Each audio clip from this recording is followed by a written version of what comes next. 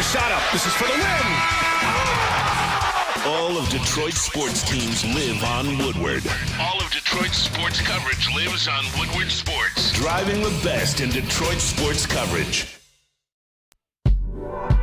We're off and running here on the Morning Woodward Show here on woodwardsports.com. It is a beautiful Thursday morning. Welcome to the show. Thanks for tuning in. Alongside me, Sam Flannel for the second day in a row. Sam, how are you doing, man? How are you doing this morning? I am great, man. It's an honor to be on the morning show again. You know what's cool about this show?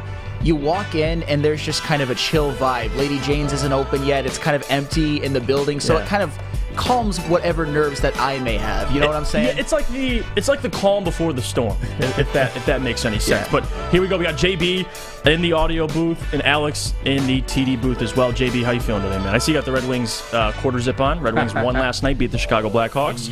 Yes, indeed. I'm out here representing for sure. That was a good win by them last night. But how are you guys feeling? I'm good. I know I'm trying to wake up this morning, but I'm good. How are you guys feeling? I'm feeling good. I woke up a little frustrated this morning because, and we're going to get into it. We have a lot to get into, especially Lamar Jackson, that discussion as well.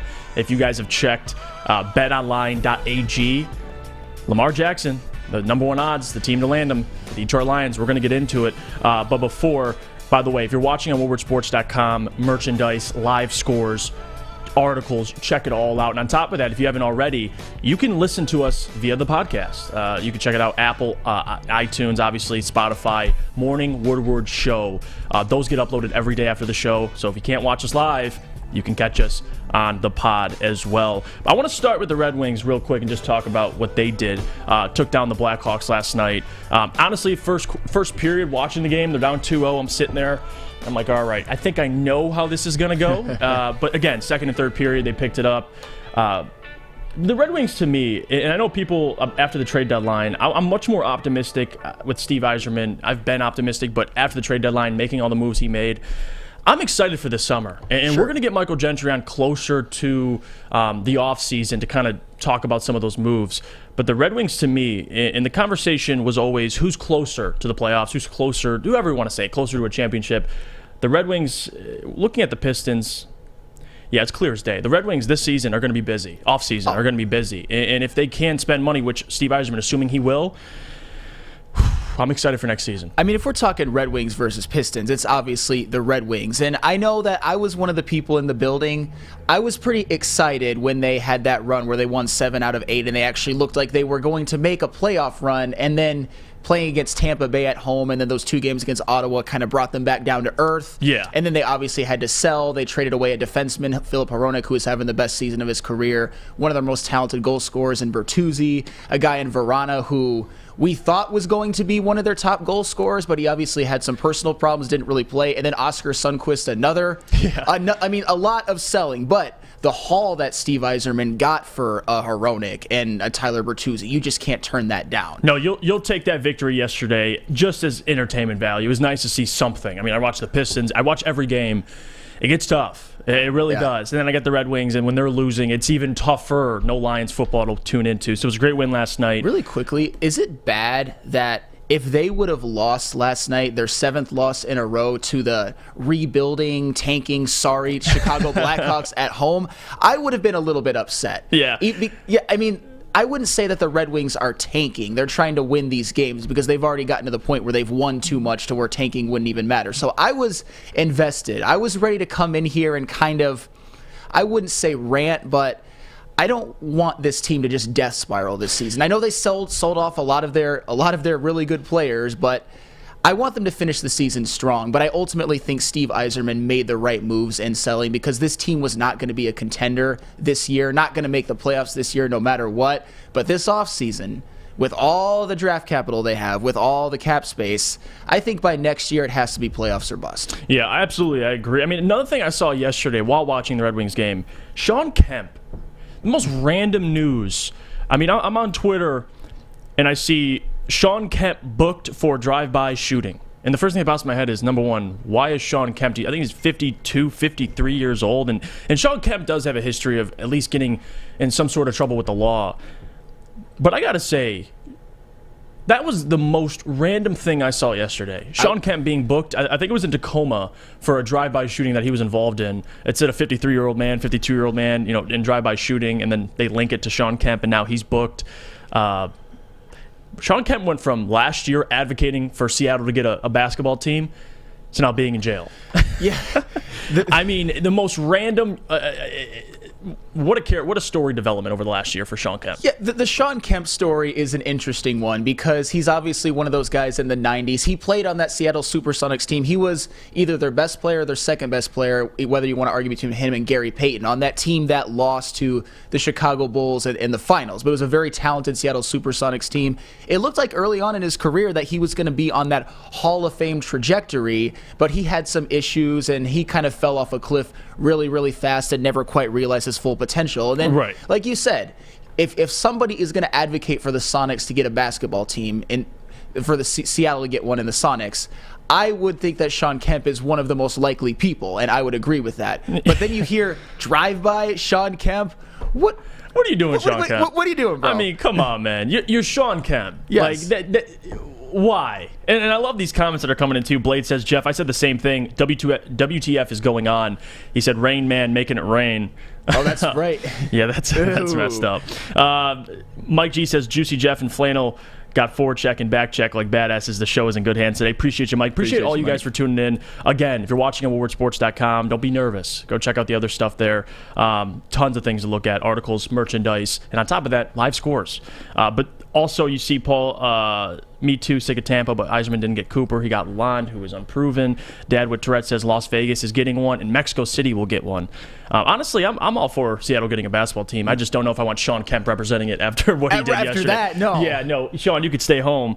Gary Payton. How about Gary Payton? Yeah, Gary Payton will take. He can do that. Blade says fat versus skinny Kemp. That was part of it. Yeah, Todd Sane says fat Sean Kemp or skinny Sean Kemp. Which one are we discussing? And another thing too, Sam, we talked about a little bit about this yesterday. Your life is very interesting right now. Yes. You're going through the early stages of getting a new puppy. Yes, I am a newlywed. I got married last October, and now... Is that the first step? Like, you get married, and then it's like, okay, let's get a puppy. Let's raise it together, and you really get to test. That's real stuff right there. A lot of responsibility, babysitting a puppy. Absolutely. I mean, me and my now wife, when we first started dating and we moved in together, I sort of inherited her dog, who was kind of an old guy, and unfortunately he passed away. But while we got that dog, we also had a new cat that we've kind of also raised together. But then a couple weeks ago, we actually got him the day before the Super Bowl. We got a new puppy. Look at him. I mean, look, how can you resist that face? Yeah. There he is shopping with Premier Pets. Oh, and this next one you guys are really going to love. That was such a cute. Woodward Sports. He came in. Yes. Yeah, that's sick. Yeah, he came in to actually visit, and my wife bought a baby onesie off of the Woodward Sports website, and then I think it was off the Woodward Sports website, and then but she actually printed that because she actually does that stuff from home. It was amazing. But yeah, the new puppy is obviously great and everything, and he's so cute. And every time I see him, I'm just like, aw. But at the same time, it is a lot of work. I'm sure you guys have all experienced that. When you have a new puppy, and I know that a lot of people are going to disagree with me and say it's blasphemous.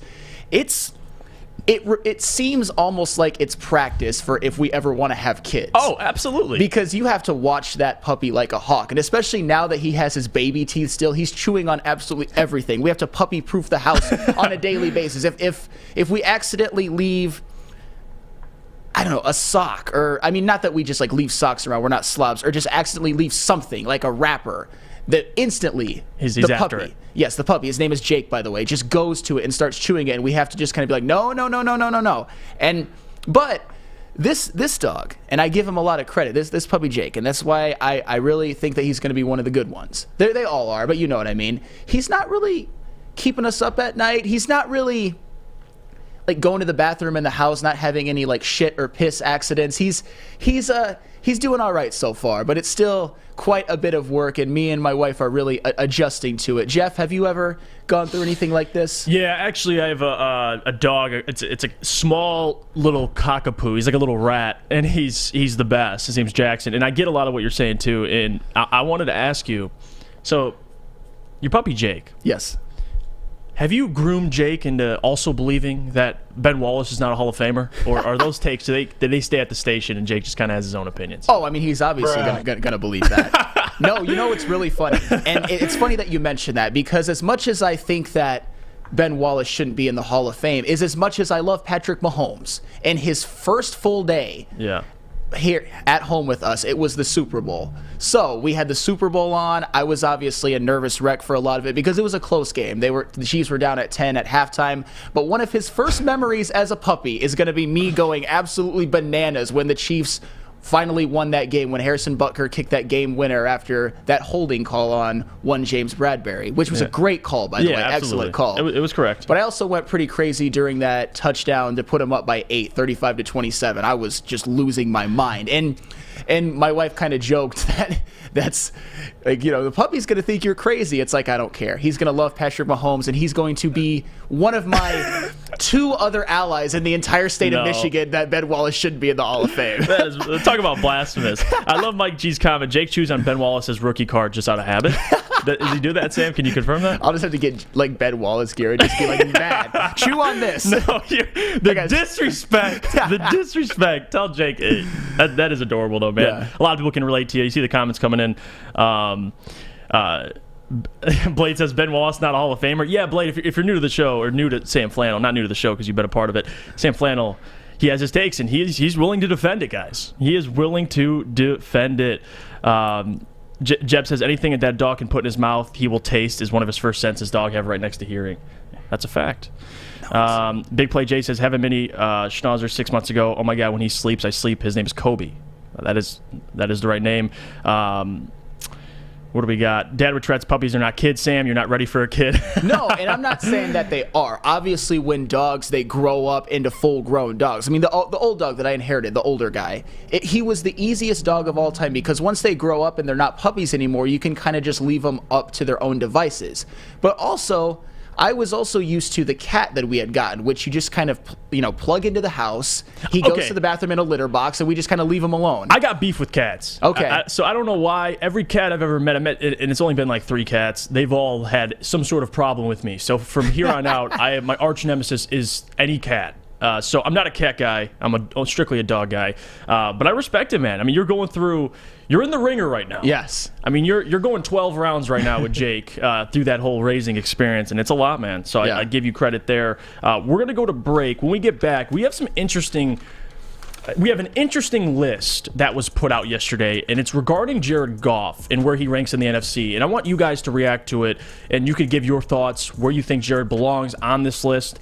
And then after that, me, Sam, and JB are going to give our list for where Jared Goff deserves to be in the NFC. It's going to be a fun debate. But before we do that, Sam, where can I get my hair cut if I need it? Obviously, Lady Jane's, those wonderful stylists, always do a great job with my hair, and I just go in and say whichever one, because they've all done a great job. Come to Lady Jane's for an award-winning experience and register for a once-in-a-lifetime opportunity to win a down payment for your dream home, up to $200,000. Lady Jane's open 7 days a week. Walk in anytime.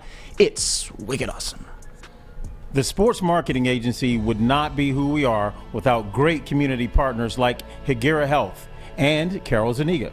It's an awesome opportunity to partner with your organization. Higuera Health is a comprehensive behavioral health organization. We serve children through older adults with mental health, substance use, and developmental disabilities across Western Wayne counties, and really excited to now be in downriver communities as well. Give us a call at 734-458-4601. We don't like to brag that we are the toughest sports network in Detroit. But we do have a guy named Darren McCarty on our side. Lemieux and McCarty, who've had a good knockdown drag up. There they go, right on the whistle. They were talking to one another. Woodward Sports. We're off and running. The Morning Woodward Show here on WoodwardSports.com. I'm Jeff Iafrate, alongside me, Sam Flannel, in the booth. Our guy, JB Smooth, and on the TD, the ones and twos, Alex Westfall, as usual. We're going to get into this conversation, and by the way, for anybody who's calling, number one, I appreciate the call, but number two, we're going to get into calls a little later because I don't want to take calls while we're talking about something else. So I want to keep it on the topic right now. If you want to call about Jared Goff, That's one thing. But anything else related, we will take your call later in the show, so be patient, please. Guys, Colin Cowherd came out with a list yesterday. NFC quarterbacks, ranked them, I believe, 1 through 8. I don't know how I felt about this list. I'm curious to see how you guys feel about this list, and we're going to give our opinion. Alex, if you have the list, can you throw it up? So here you go. The NFC's top quarterbacks. He has Matthew Stafford, which somebody we're very familiar with at number 1. Okay. Over Jalen Hurts. Interesting. Jalen Hurts is number 2. 3, Goff. 4, Kyler Murray. 5, Dak Prescott. 6, Derek Carr. 7, Kirk Cousins. And 8, Geno Smith. So, Sam, when you look at that list, what pops out to you first? I mean, one thing that pops out to me is the Stafford at number 1. I know we're going to get into our own list in the next segment, but to me, Stafford at number 1, I think people forget what he did in 2021. Obviously, last year was unbelievable. Was injury prone, and even when he played, he didn't look like the same QB. And another one that really stands out to me, which I think that you will disagree with, Kyler Murray at 4. And I actually think, and I know that I might be on an island on this one, this idea that Kyler Murray has just been a complete and utter flop in the NFL, I think is a little bit overblown. But like, what were they before he got there? They were coming off of the Josh Rosen disaster, and he at least got them to the playoffs, and he's put up good numbers. Do I think he's number 4?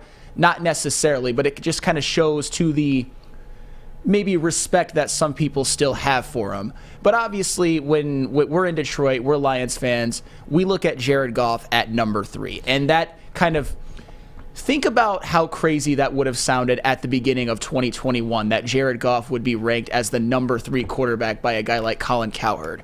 And in my personal opinion, I have him one spot too high. I would put him at number 4, but that's no disrespect to Jared Goff. You'll see my list later. Jared Goff, the last season, 29 touchdowns, 7 interceptions, led him to the 5th highest scoring offense in the NFL. And that 8-2 stretch to end the year, 17 touchdowns, 1 pick, obviously unbelievable. The connection that he built with Amon-Ra St. Brown, kind of like the Ben Johnson, Jared Goff, Amon-Ra St. Brown, absolutely elite. And in his last 24 games played, 40 touchdowns, 9 interceptions.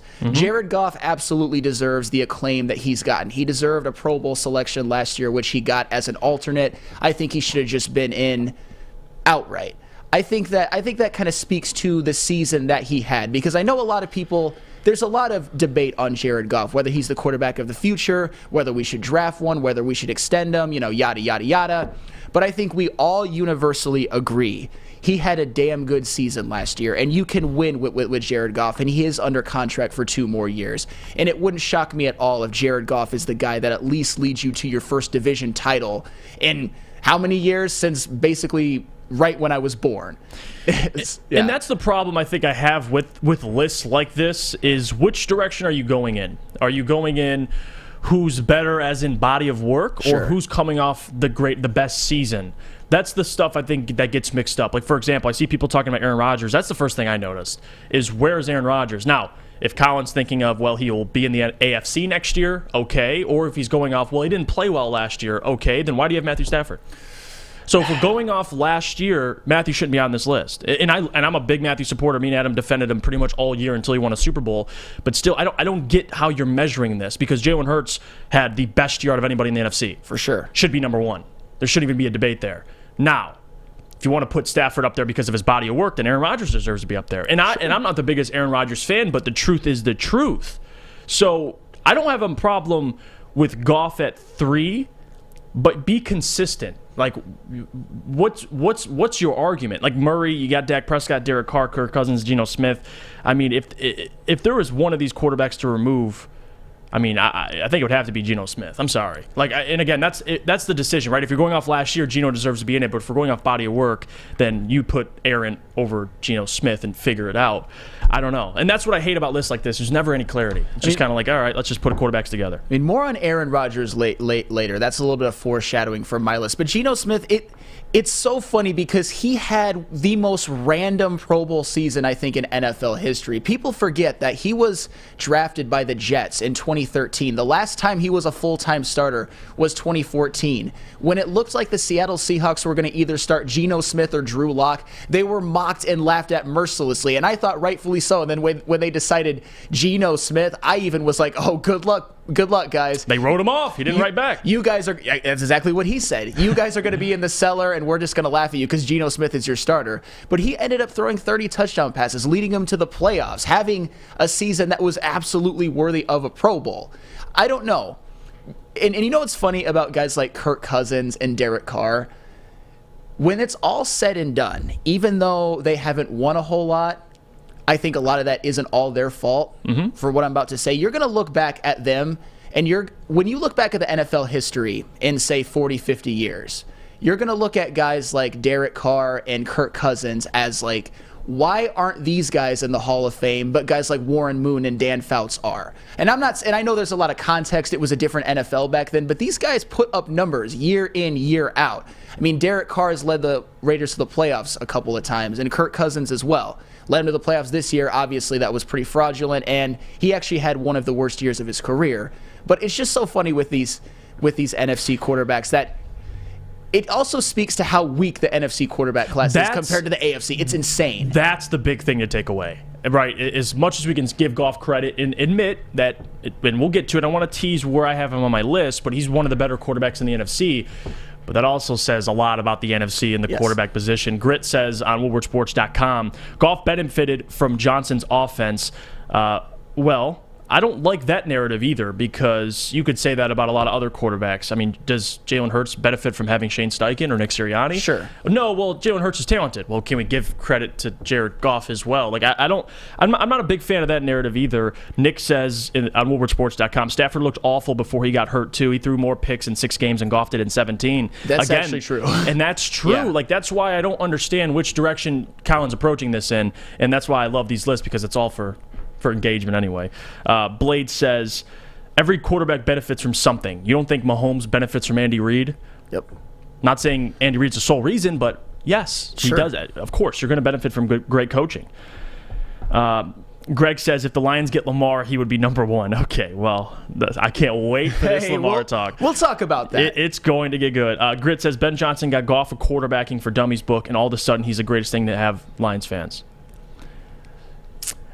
How do you feel about that narrative? Because I hate, again, coaching matters. I think coaching in the NFL matters the most, because there's so many. You have positional coaches, you have quarterback coaches, offensive coordinators. I mean, those coaches have their fingers in so many things in the playbook that coaching matters in the NFL. I agree with you 100%. But the players got to go out there and execute. 100%. Like, so again, I'm not a huge fan of that narrative. Like Russ, for example, you leave Pete Carroll, he takes a complete crap over in Denver. But still, that could go both ways. So if you want to say coaching is a big part of it, I understand. But to say that's everything and without good coaching, a quarterback is nothing, it's a little overreactive.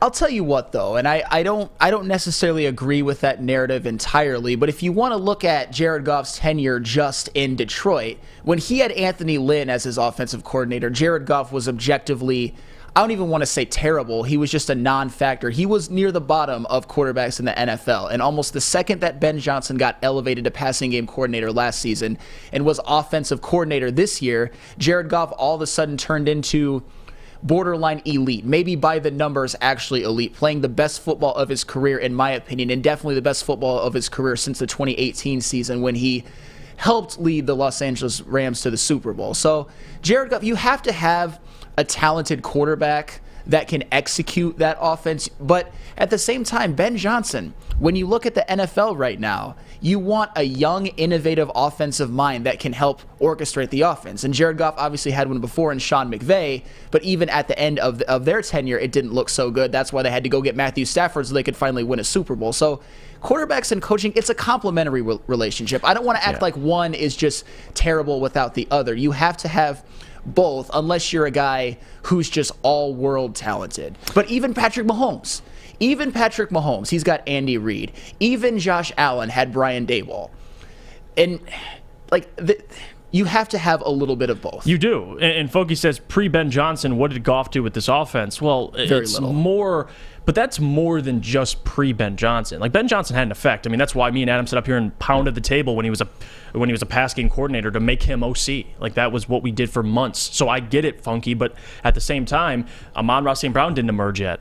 I mean, there's a lot of things that didn't happen yet. And you could give credit to Ben for that as well, but still, the offense wasn't as, rolling as it was the following year. Yes, because of Ben, but also because they got healthier. You added DJ Chark. You had Jameson down the stretch of the last games. Like, there was other things that happened as well. Frank was out the entire season that year. He was the offensive line played every game pretty much together. At least the 4 guys did for the most part. So a lot of other things happened as well. I don't want to say it was all just because of Ben Johnson. I think a lot of it is, but come on, you got to give Jared Goff some credit. Sure. I hate that as well, like taking everything away from Jared because Ben was there. It's just, I don't know. I'm not in the same boat as it, but it is what it is. Yeah, I mean, and that's the thing. And you even look at a Jalen Hurts. We talk about Shane Steichen. We look at Jalen Hurts' development. Even last season, he only threw 16 touchdown passes. People were still sort of thinking that maybe he isn't the quarterback of the future. And then once they get him, his number one receiver in A.J. Brown, and they have another year under the Shane Steichen system, then Jalen Hurts emerges. And we're going to see how he's going to perform next season without Shane Steichen. And the great thing about Jared Goff and his future with the Lions, Ben Johnson is actually coming back. I think we all expected that Ben Johnson would take a head coaching job. If I were an NFL team, I would have absolutely hired Ben Johnson as a head coach, but he stayed. And you got Amon-Ra St. Brown coming back. The offensive line is intact. We assume we're going to have DeAndre Swift, which is kind of We assume we're going to re-sign Jamal Williams, maybe draft another guy. Jameson Williams gets back involved. This is an offense that be prepared for Jared Goff to put up Pro Bowl-like numbers again. Because by the situation, it looks like it's going to happen. There's no evidence that shows me that he is going to regress this year. And whenever you go into the second year under the same OC, like consistently, you will get better, assuming. And that's on Goff. We'll see. Like, you should. Now he's more comfortable with the offense, the rapport between him and pretty much all the receivers, even the tight ends this year. It's on point. And assuming that, you find another weapon, we'll see what happens with DJ Chark if you're able to re-sign him. But, yeah, I think Goff is in for maybe even a better year, if not a similar year. Yeah. There's no excuse why he shouldn't have one. So we're going to go to break. When we get back, me, Sam, and JB's top 5 NFC quarterbacks. I cannot wait to get to it. We'll compare it to Colin Cowherd. It's going to be good. You're going to want to tune in for this. We'll see you guys shortly after the break. Love Woodward Sports? Love wearing clothes? Then you should be wearing Woodward Sports clothes. Check out our full line of merch at woodwardsports.com. Just click on Shop. We have all your favorite designs, like Dan Campbell kneecaps, Beverly Hills Golf, Woodward Golf, and of course, our own logoed out merchandise. Men, women, infants, kids all love Woodward Sports. Impress your friends. Impress your boss. Impress your dog. Buy Woodward Sports merch today.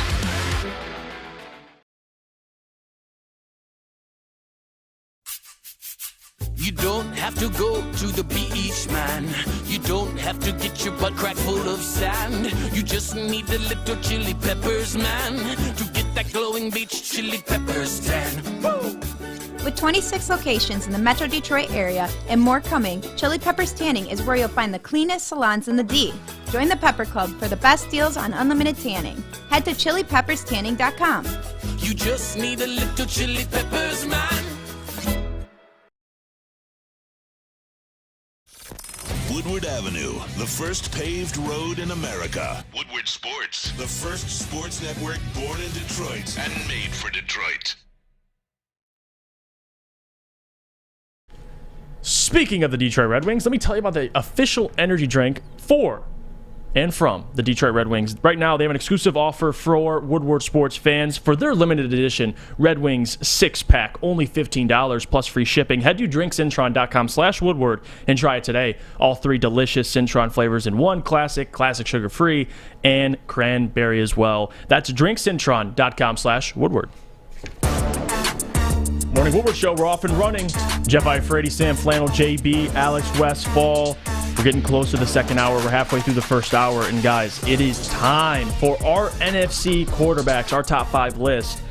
How do you guys want to do this? Well, we could start at 5 and go around, or we could share our list individually. You want to do 5? We'll start it 5 for each? Okay. Yeah, let's do it. So I'll start. And I'm going to be honest with you.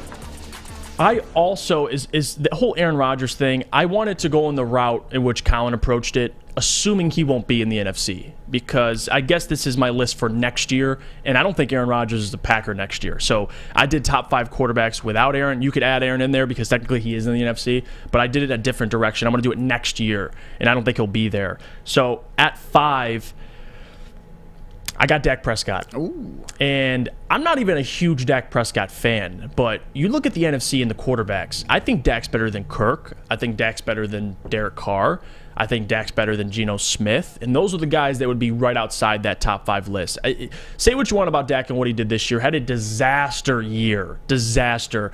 But look at the prior years. Like, don't forget what Dak Prescott's done. I'm not talking about the postseason. We don't even have to get to that because that's a whole nother conversation. But just statistically, as a talent, he's a top 5 quarterback in the NFC. But again, Sam, that speaks to really the depth at quarterback in the NFC. You know, great minds think alike because I have Rain Dakota Dak Prescott at number 5 as well. I think he's a guy that has gotten a little bit too, I think the pendulum has shifted a little bit too much to where he's disrespected. Obviously, he had a very turnover-prone regular season. And then in the playoffs, it obviously ended with him leading his offense to a paltry 12 points against the 49ers. But the week before, he played the best playoff game of his career against the Tampa Bay Buccaneers.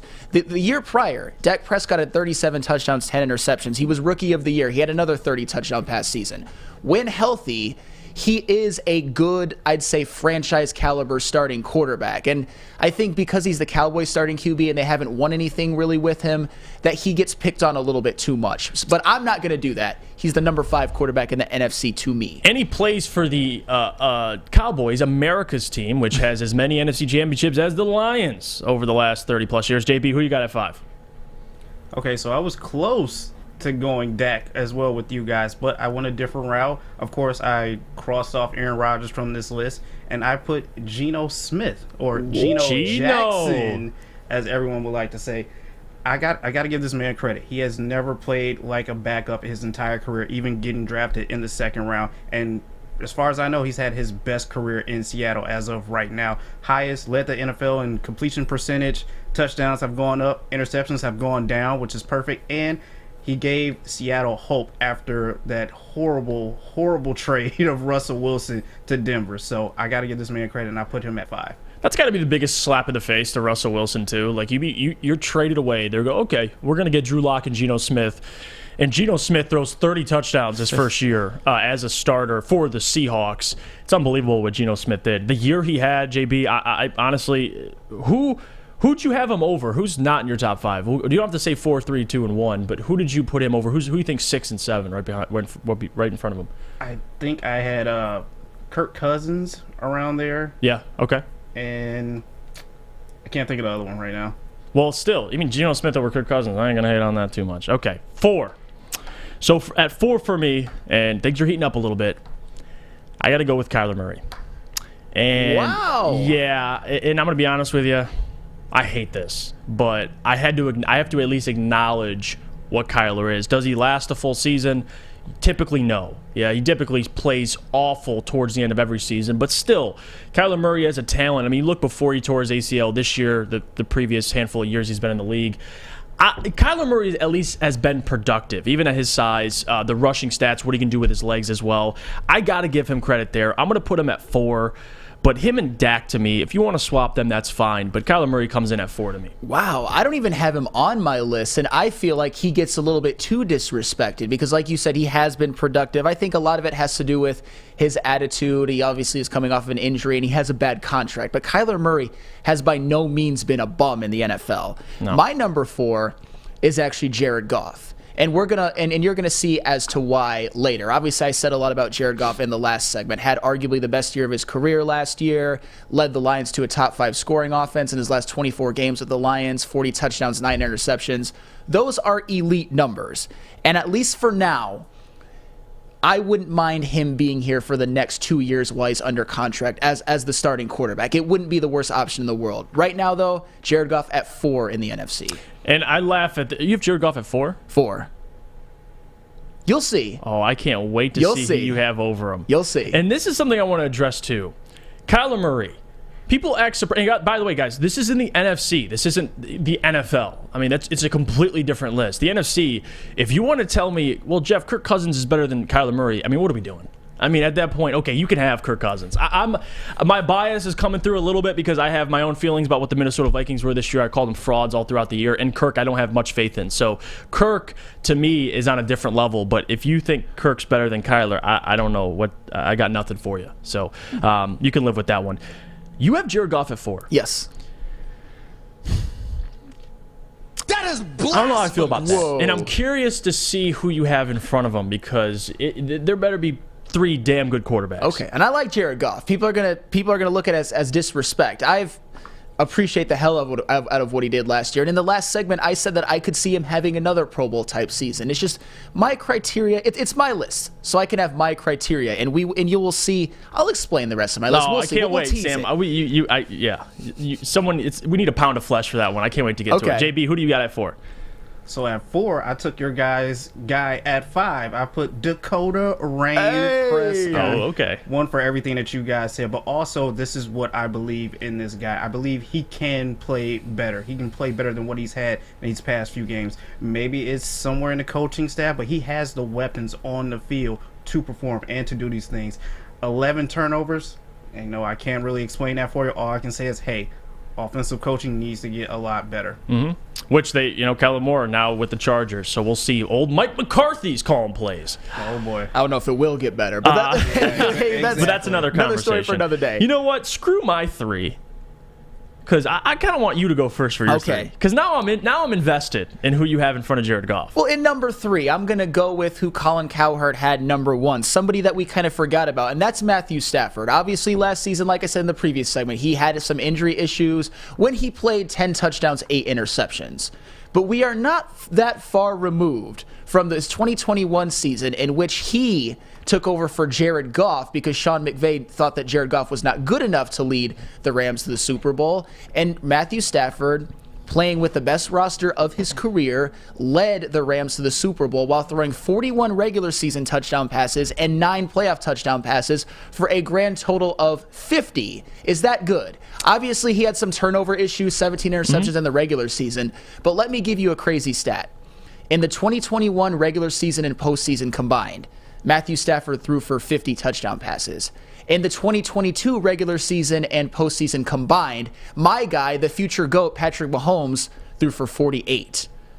Matthew Stafford was elite in 2021 and helped Cooper Kupp have the greatest season a wide receiver has ever had when you count regular season and postseason. So for those reasons, give me Matthew Stafford at number 3 in the NFC. So we agree with Matthew Stafford at 3. I have Stafford at 3 as well, but this is the problem I had with this list as well, because I think Stafford is more talented than Goff as a quarterback with his arm talent, what he can do. I think he's more talented with deep ball. I mean, he checks a lot of those boxes. But key word you said, he was really good in 2021. We're in 2023. I know.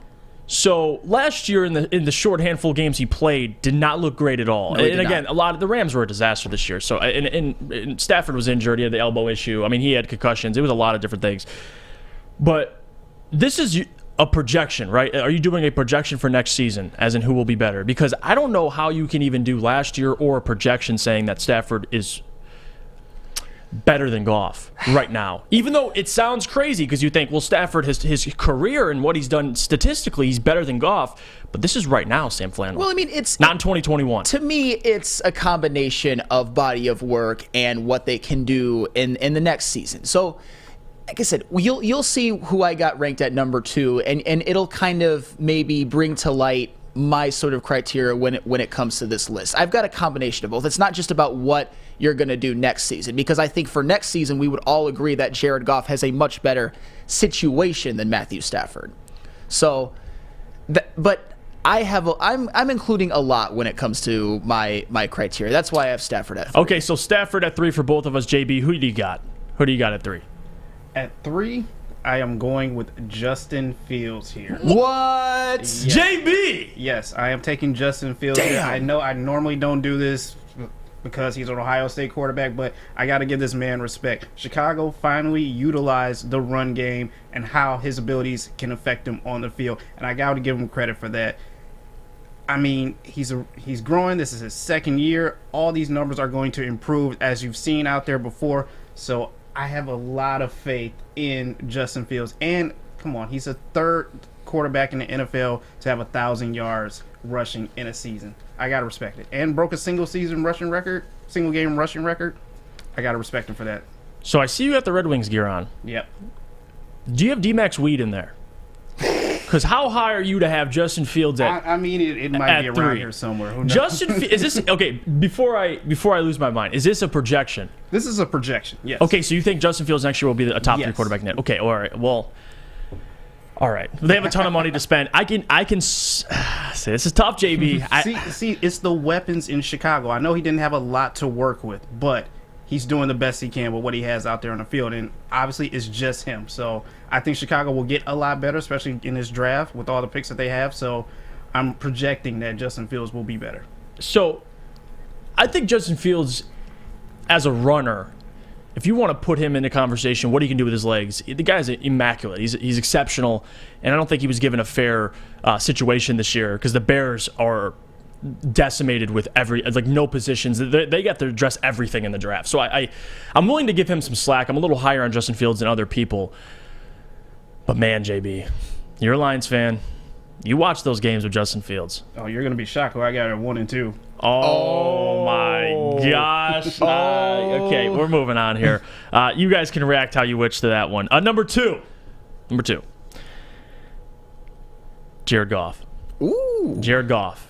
Number 2 in the NFC. And the reason for that, a lot of different things has to do with it. Because I agree. I'm going to go back to what I said earlier. Coaching matters.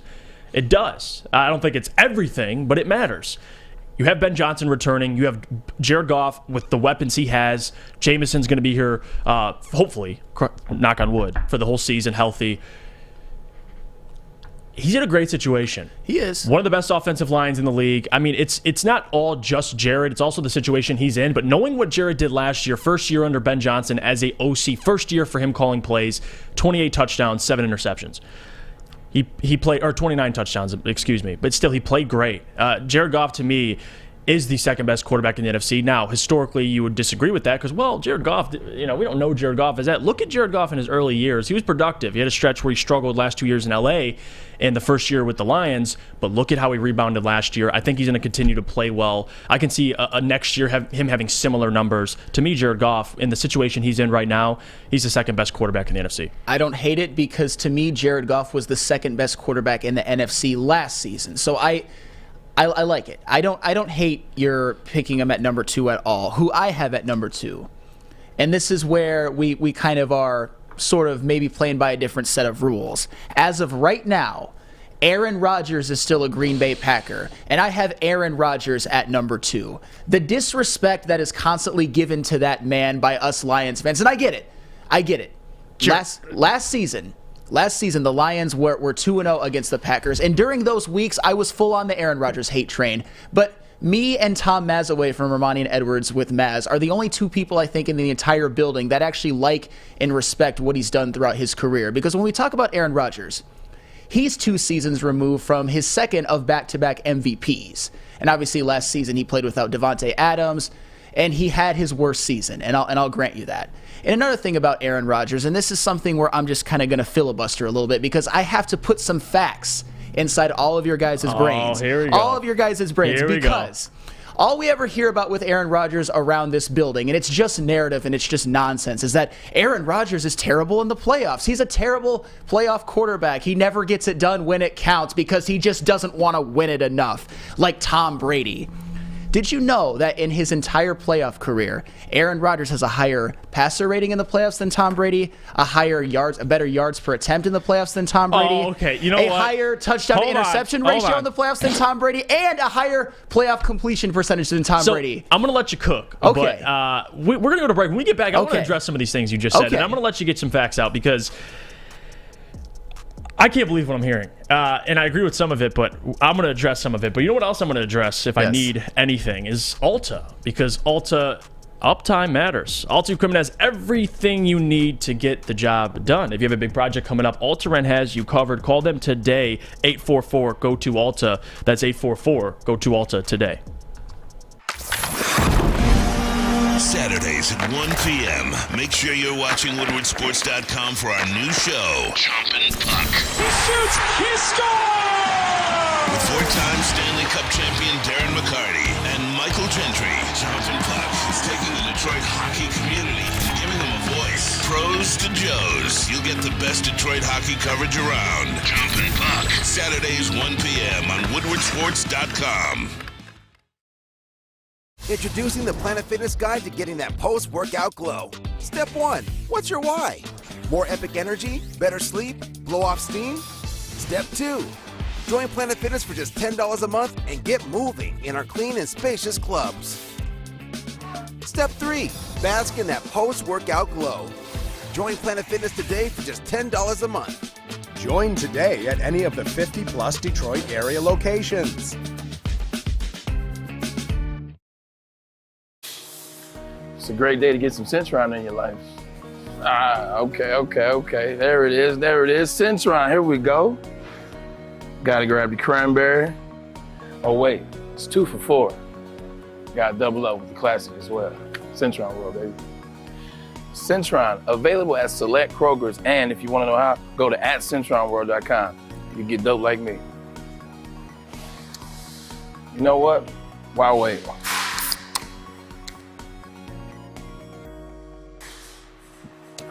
Great taste, guaranteed.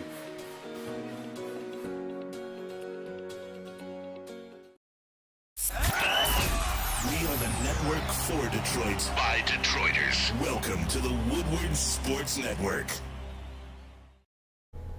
Let Guardian Alarm help you out. Customized solutions from real experts. Their professional technicians take the time to recommend security and automation solutions specific to your needs. They also have 24/7 professional monitoring. Call them anytime, day or night. And know that a Guardian team member will stay on the phone with you for as long as you need. Technology backed by people as well. I mean, your safety and security not only deserves technology that's been proven to work, but worked by people who have been proven to care. Call 1-800-STAY-OUT for more information.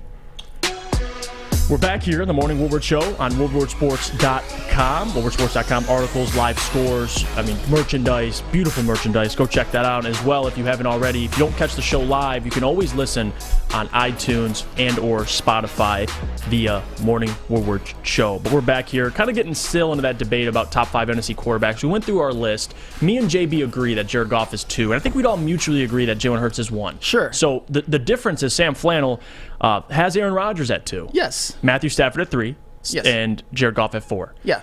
So I'm assuming this list is off of body of work. There's a lot that has to do with it. Like I said, I'm not just going into next season. Although I do think if Aaron Rodgers returns to the Packers, he can have a good year. I really do. I think that he's got more chemistry with a Christian Watson, a Romeo Doubs. I'm not saying he's coming back to the Packers, but right here, right now, he still is a Green Bay Packer. And I want to address something in the chat. And this is what I'm talking about with the disrespect of Aaron Rodgers. This is from Paul Thomas. Flannel, Rodgers and Lamar do not win in the playoffs, LMAO. Do you want to compare Aaron Rodgers and Lamar Jackson in the playoffs? Let's do it right now. Aaron Rodgers actually won a Super Bowl and has 45 touchdowns and 13 interceptions in his playoff games. Lamar Jackson has a grand total of 1 playoff win, 3 touchdowns, 5 interceptions with a 56% completion percentage in the playoffs. Don't you dare compare Aaron Rodgers and Lamar Jackson in the playoffs. That's what I'm talking about. That's why I feel the need to defend this man, because you're trying to compare their playoff resumes. I understand that Lamar Jackson hasn't had as many of the opportunities, but Lamar Jackson has been an objectively horrendous playoff quarterback. Aaron Rodgers has been good in the playoffs. He's had some clunkers, like the one in 2021, the 2021 season where he led the Packers to 10 points against Jimmy G and the 49ers. That was unacceptable. That was bad. At home. Last season in the win and you're in the playoffs, he leads the Packers to 16 points and they lose. That's unacceptable. And by the way, that was with that Christian Watson chemistry you're talking about. And you know what? And that's fine. But Aaron Rodgers has also had a lot of bad playoff luck. Like the previous season when he led the Packers to 26 points and threw 3 touchdowns and 1 interception. And the great Tom Brady, the ultimate winner, got away with throwing 3 second-half interceptions and nobody wants to talk about it. But it's just because he's got that winner's mentality, man. He motivates the defense from the sidelines, is what I've heard. Wins more consistently than Aaron Rodgers in the postseason. That's true, but there's a lot of factors that go into it. And I'm not saying for the record that Aaron Rodgers is a better postseason quarterback. Why I bring up those numbers is to just let you know that it's not all on Aaron Rodgers why they've lost those games. Some of it is, but he often plays well, and the defense and the team around him lets him down. Right, it's never Aaron Rodgers' fault. It's Aaron. I gave you a couple examples when it was Aaron Rodgers' fault. I literally just did that. I just love your Tom Brady hate because it's like whoever compared Lamar to Aaron Rodgers is like comparing Aaron Rodgers to Tom Brady in terms of what they do in the postseason. Like there's not even. Oh, come on. There's not Stop even it. In terms of winning games. There's not even a comparison. Stop it. Aaron Rodgers to me, and that's just why I want to talk about it too. Jared Goff. It doesn't matter what you think about Jared Goff. 3-0 against the Packers over his last 3 games. Okay. So wonderful. Aaron Rodgers. Why? And you know what? And if he stays in Green Bay, you're just gonna you're assuming even next year he'll be the second best quarterback in the NFC based on what? Based on the previous season, based on a full offseason with Christian Watson, based on Aaron Jones coming back. He doesn't show up to throw with his receivers in the offseason. He doesn't even put in the work then. So here we go again with like the Aaron Rodgers just is this terrible teammate. And that's the thing. That's why I feel like I have to defend him so much, because people like you, Jeff Iafrate, people like other people in this network whose names I will not mention, go way too far the other way. Aaron Rodgers, believe it or not, I know a lot of you forget about this. He actually won a Super Bowl and a Super Bowl MVP. I know it was a long time ago, but it's not like he's Dan Marino. It's not like he's Dan Fouts. It's not like he's Jim Kelly. It's not like he's Fran Tarkenton. It's not like he's Phillip Rivers. He won a Super Bowl as the Super Bowl MVP. That happened. I know a lot of people want to just pretend it didn't happen and burn the tapes in your mind. That actually happened, and he's a 4-time MVP. The resume speaks for itself. No, regular season, he puts up numbers. He's probably the best regular season quarterback ever. And he's, I would say, in terms of throwing the football, one of the most talented arms ever. I'd argue second to Patrick Mahomes in terms of talent. Yes, I would agree. But we're talking about a Super Bowl that was well over 10 years ago. And then we're talking about Aaron Rodgers in the regular season. And so, like, that's the problem to me. I'm not going to sit here and say Aaron Rodgers is extremely overrated, but I do think to some extent he is overrated. Here's where I think because for someone as talented as Aaron Rodgers, Matthew Stafford spent a majority of his career in Detroit, went to L.A., and won as many Super Bowls as Aaron Rodgers did in his entire tenure. So therefore, you're gonna Matthew Stafford is just as good as Aaron Rodgers. Saying, I've heard people say that and at this network. So that's the question I'm asking you, Sam. Is how the hell Aaron Rodgers, based on what you saw this year, in a like you mentioned before, you have to beat the Lions. You're in the playoffs. You're at home. You're at Lambeau. Sunday Night Football. This is time for Aaron Rodgers to arrive. And he lays an egg again. And this is where I'm actually going to be intellectually consistent, unlike some people who die on dumb hills. I said previously in this segment that was unacceptable. I said the year before where he led the offense to a grand total of 10 points in that playoff game against San Francisco, that is unacceptable. Aaron Rodgers, and this is where I think maybe we can find some common ground with you, Jeff, and you, JB, that not all of the playoff failings are on him, but when you are as good as Aaron Rodgers, when you are as talented as him, when you have as much regular season success, no, it doesn't have to be. What I'm saying is that he's going to leave you wanting a little bit more. Of course. Like a couple rings, maybe 2 or 3 at least. It's the same thing. I mean, you watched even Patrick Mahomes, and again, Patrick Mahomes is a different breed, but losing Tyreek Hill and what he did in the postseason, like there wasn't really much, still competed with some of the better teams in the AFC. Aaron Rodgers, you lose Devonta Adams. What the hell happened? I mean, he had the worst season of his career. What the hell happened? Worst season of his career. And again, you could also blame Aaron for that because how much time you saw Patrick Mahomes in the offseason training with his receivers early, with Juju, with guys like MVS, like getting that early work in. Where was Aaron Rodgers? Missing OTAs, missing training camp, like showing up late. The chemistry with Christian Watson, Romeo Doubs was never there. Wanted to build it midseason.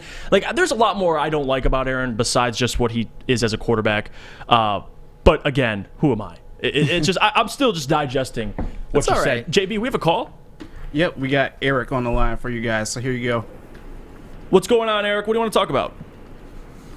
What up, though, Jeff? What up, though, Flannel Sam? What up? What's going on? Hey, man, this conversation funny here. So, okay, on the quarterback list, what is the criteria? I need to know this. Are we basing this on this upcoming year, what they did last year, what they did in their careers? What is it based on? So I guess it depends who you're asking there, Eric. For me personally, it's projections for next year. So I think Jared Goff next year will be the second best quarterback in the NFC based on the situation he's in. Okay.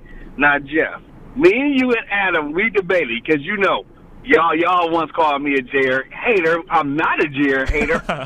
When he played bad, I give it to him. When he played good, you can admit I called in at the end of last season. What did I do, Jeff? I gave Jared Goff his flowers, right? You did. I admitted I was wrong for last year.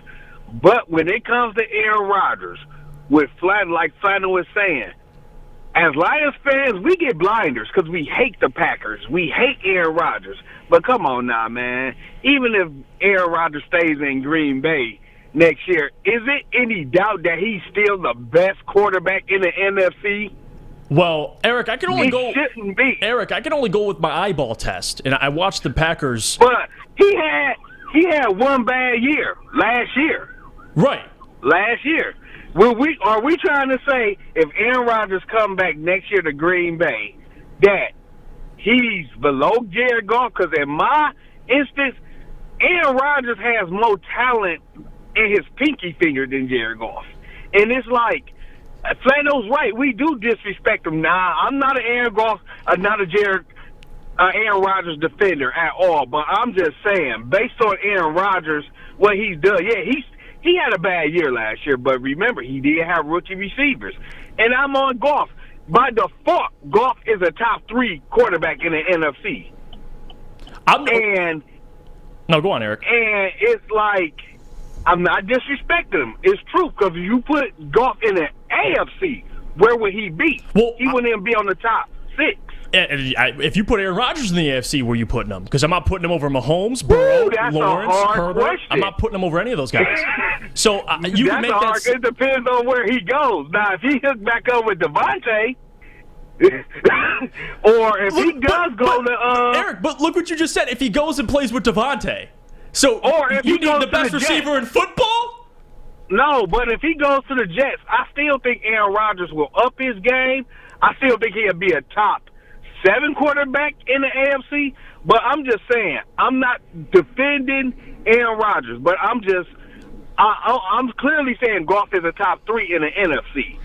But we just can't say. I don't know if Aaron Rodgers is going to. Now, if Aaron Rodgers is not in the NFC, we don't got to talk about him. But for now, if he comes back, man, let's just face it, he's still a threat.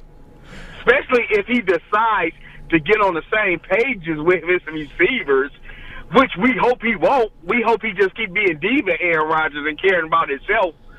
But, I mean, Jeff, I'm not bashing Goff, but I'm saying, we as Lions fans, we hate Aaron Rodgers so much where we just be like, man, he sucked. No, that's and we true. took last year to really throw darts at him. No, and Eric, which was fun, by the way. Which was fun. No, it is. And I get what you're saying, but to say Aaron Rodgers is a threat based on what I saw this year I think Aaron Rodgers is as much of a threat as a stray cat. Okay. That's where you guys Aaron go too Rodgers far. just caught a stray. That's where you guys go too far. Hey, man, Eric, I appreciate you, man. You're always calling and preaching facts, brother. No You're welcome problem, back man. anytime. Love the show, guys. Keep it up. Take care. Thank you. Okay, we're going to go to break. Appreciate Eric for the call, and I love the conversation, but we're going to unfortunately have to move on here because we want to get into some free agency. And by the way, ESPN came out with an article ranking the number 1 free agent the Detroit Lions should pursue, and you're going to want to hear who it is. But before we do that, I got to tell you about our friends Sam actually has to do it, over at Custom Health. Absolutely. If I got to lose some weight, Sam, where do I go? You go to Custom Health, and you look great, Juicy Jeff, for the record. Get your customized approach to weight loss. Think of all the ways that weight loss affects your health. Mentally, emotionally, spiritually, and physically. Custom Health Centers is blessed to have had over 20,000 success stories. It's been their honor to help many professional athletes lose weight and improve their health. People like Detroit Lion Eddie Murray and Detroit Piston Rick Mahorn. Start losing weight today. Call Dr. Jason and Custom Health at 844-789-8446. That's 844-789-THIN. When it comes to making your haircut truly an experience, there's no better place than Lady Jane's Haircuts for Men. Come to any one of our 26 Metro Detroit locations for an award-winning haircut experience and qualify for a chance to win a down payment for your dream home up to $200,000. our precision haircut. And talented stylists will have you looking good, feeling good, and give you a chance to change your life forever. Lady Jane's Haircuts for Men, open 7 days a week. Walk in anytime. It's wicked awesome. Since the dawn of moving people, Chevrolet has led the way. The world of transportation is changing. At Feldman Chevrolet, we are leading the charge forward. With every electric vehicle, every mile traveled, one Feldman at a time. The company that puts more Chevys on Michigan roads is now the #1 name for Chevy electric vehicles. The only sports network in Detroit that starts with a W. You know, because we win. Woodward Sports, Detroit's winning sports network. Chili Peppers Tanning is where you'll find all the cleanest salons in the D with spotless, sanitized rooms and trained and certified tanning professionals. Join the Pepper Club for all the best deals. They'll beat all competitors by $5. ChiliPeppersTanning.com. Hottest bulbs, hottest deals, darkest tans. Your vitamin D headquarters, 27 locations and more on the way. We're off and running here on the Morning Woodward Show, woodwardsports.com. Jeff Iafrate, Sam Flannel, JB, Alex Westfall. And if you're watching live, and unfortunately if you're not watching live, you can still catch us on all podcast platforms, Spotify, iTunes, at Morning Woodward Show. But Sam, I thought this was super interesting because we're going to talk a lot about free agency. Obviously, we talked a lot about it yesterday and guys we would like to pursue. But one name we didn't bring up and one name that ESPN has as their #1 free agent for the Lions, and I thought this was very interesting. Linebacker Bobby Wagner was listed as the #1 choice for ESPN, who the Lions should pursue, and I'll explain some of the reasoning for that. I believe this article was written by Aaron Schatz, and Aaron. Irony of that, we just got done talking about Aaron Rodgers, but he says here about Bobby Wagner, the Lions near the top of the league with $22 million in cap space. This is a team that was surprisingly strong in offense last season, but ranked 28th in defensive DVOA. So you could link them to any number of veteran defenders in free agency. For a young defense like this, you want to add a strong veteran for leadership, but a strong veteran who is also playing well. Sure. So I want your thoughts on just the idea. Well, two things. One, Bobby Wagner himself, but number two, if there's a position the Lions should pursue in free agency, should it be linebacker #1? Well, I'm not necessarily going to say that linebacker should be the Detroit Lions' #1 priority in free agency if we're just talking about positions. But if we're talking about this linebacker, Bobby Wagner, then I absolutely believe so. See, I love what that Aaron Schatz guy said at the end, and it's something that I preach from the heavens. How we talk about Bobby Wagner not just being a veteran leader. We don't want veteran leaders like Michael Brockers, right, whose name might as well have been changed to Healthy Scratch because that's all he basically was last season. I don't want a guy like a Udonis Haslem for the Heat who's basically useless, but he's a veteran leader. I want a guy who's a veteran leader that can actually play the game of football better than almost anybody in the NFL at that position, and that still is Bobby Wagner. Bobby Wagner is one of those unique people that if he stepped off the field right now and decided to retire, first ballot Hall of Famer already, no question about it, 6-time All-Pro, 6-time first-team All-Pro, incredible career. Yeah. One of the best linebackers of this generation. You could argue he's this generation's Ray Lewis almost, or like a Luke Kuechly type, just dominant. But it's not just about what he's done for his career. He had, in many ways, one of his best seasons last year. He had his career high in sacks last season. He had the most interceptions he's had in a season since 2017. The most tackles for loss in a season he's had since 2017. And take PFF at a grain of salt if you want. He was the PFF's Pro Football Focus's #1 rated linebacker in all of the NFL. And like I said, I know a lot of people don't trust Pro Football Focus, but if you're to be number one, yeah, look at all the other #1s at other positions, and it'll basically look like the All-Pro team. So at 32 as well, like that matters. Yes, that does matter, and he's obviously getting up there in age. But I also look at his last contract, 5 years, $50 million. If the Lions can get him for maybe $10 million a year or even less, maybe a little bit of a shorter-term deal, I would pursue Bobby Wagner because I think he's a difference maker. Mm-hmm. I think if you get a Bobby Wagner, you can say bye-bye to an Alex Anzalone or maybe even keep them both. I don't know. I'd probably do that. Think of how he would impact this defense right away. I think that you would instantly go from a defense which last season, on the totality, was not very good, but better at the end. I think you would instantly be one of the better defenses in the NFC. They look more like they did at the end of last year from the beginning than they did at the beginning of last year when they were historically bad. So I'm not saying linebacker, but this linebacker, if Bobby Wagner joins this team and is still playing well, which I believe he will at an elite level, this is a no-doubt playoff team. You can pencil your divisional round Ford Field seats, honestly. And imagine letting Anzalone go and replacing him with Bobby Wagner. Jesus. I mean, how much better? He instantly, the minute he walks into Allen Park, your defense is better. Instantly. Before he even gets on the field, your defense is better. Like, that's the impact Bobby Wagner has. And again, I agree with you there. The strong veteran leadership is important, but you got to be playing well. Like, there's only so much you could do when you're coaching on the sideline. With Bobby Wagner and the impact he had, just last year, he allowed 4.3 yards per target in coverage, 2 interceptions, and was 4th in the NFL in 34 defeats. It's a metric that adds up turnovers, tackles for a loss, and plays to prevent conversion on 3rd and 4th downs. Talk about one of the most impactful defenders in the league. Bobby Wagner's in that conversation at 32 years old. The question I would ask is, and I'm curious, so you sign your entire rookie, and this is before the draft, but you have to at least foreshadow this and think about this. Brad does. You got to sign your whole rookie class. Okay, so after that, you're going to have to let probably Anzalone go or let somebody else, maybe DJ Chark, go to get Bobby Wagner.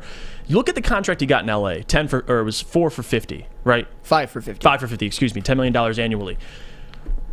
Does he take something, and I don't know if it'll be a 5-year deal, but does he take something around that same salary? Because the Rams, when he joined them, were contenders. Yeah. So you're joining a contender facing, and I think the Lions will be good this year, but to say they're contenders this year, I mean, let's relax a little bit. I mean, the draft and free agency hasn't even gotten here. Why, you think they're contenders? I think there's a Super chance. Bowl contenders. I think so. I think there's a chance. I think their window is wide open this year. I really do. With Jared Goff? Yes. The third best quarterback, fourth best quarterback to you, they can get there with him. Interesting. Listen, I like the Lions this year, but they're not better than the Eagles. They're not better than the 49ers. The Dallas Cowboys, you can make an argument for it. I think you can make that argument.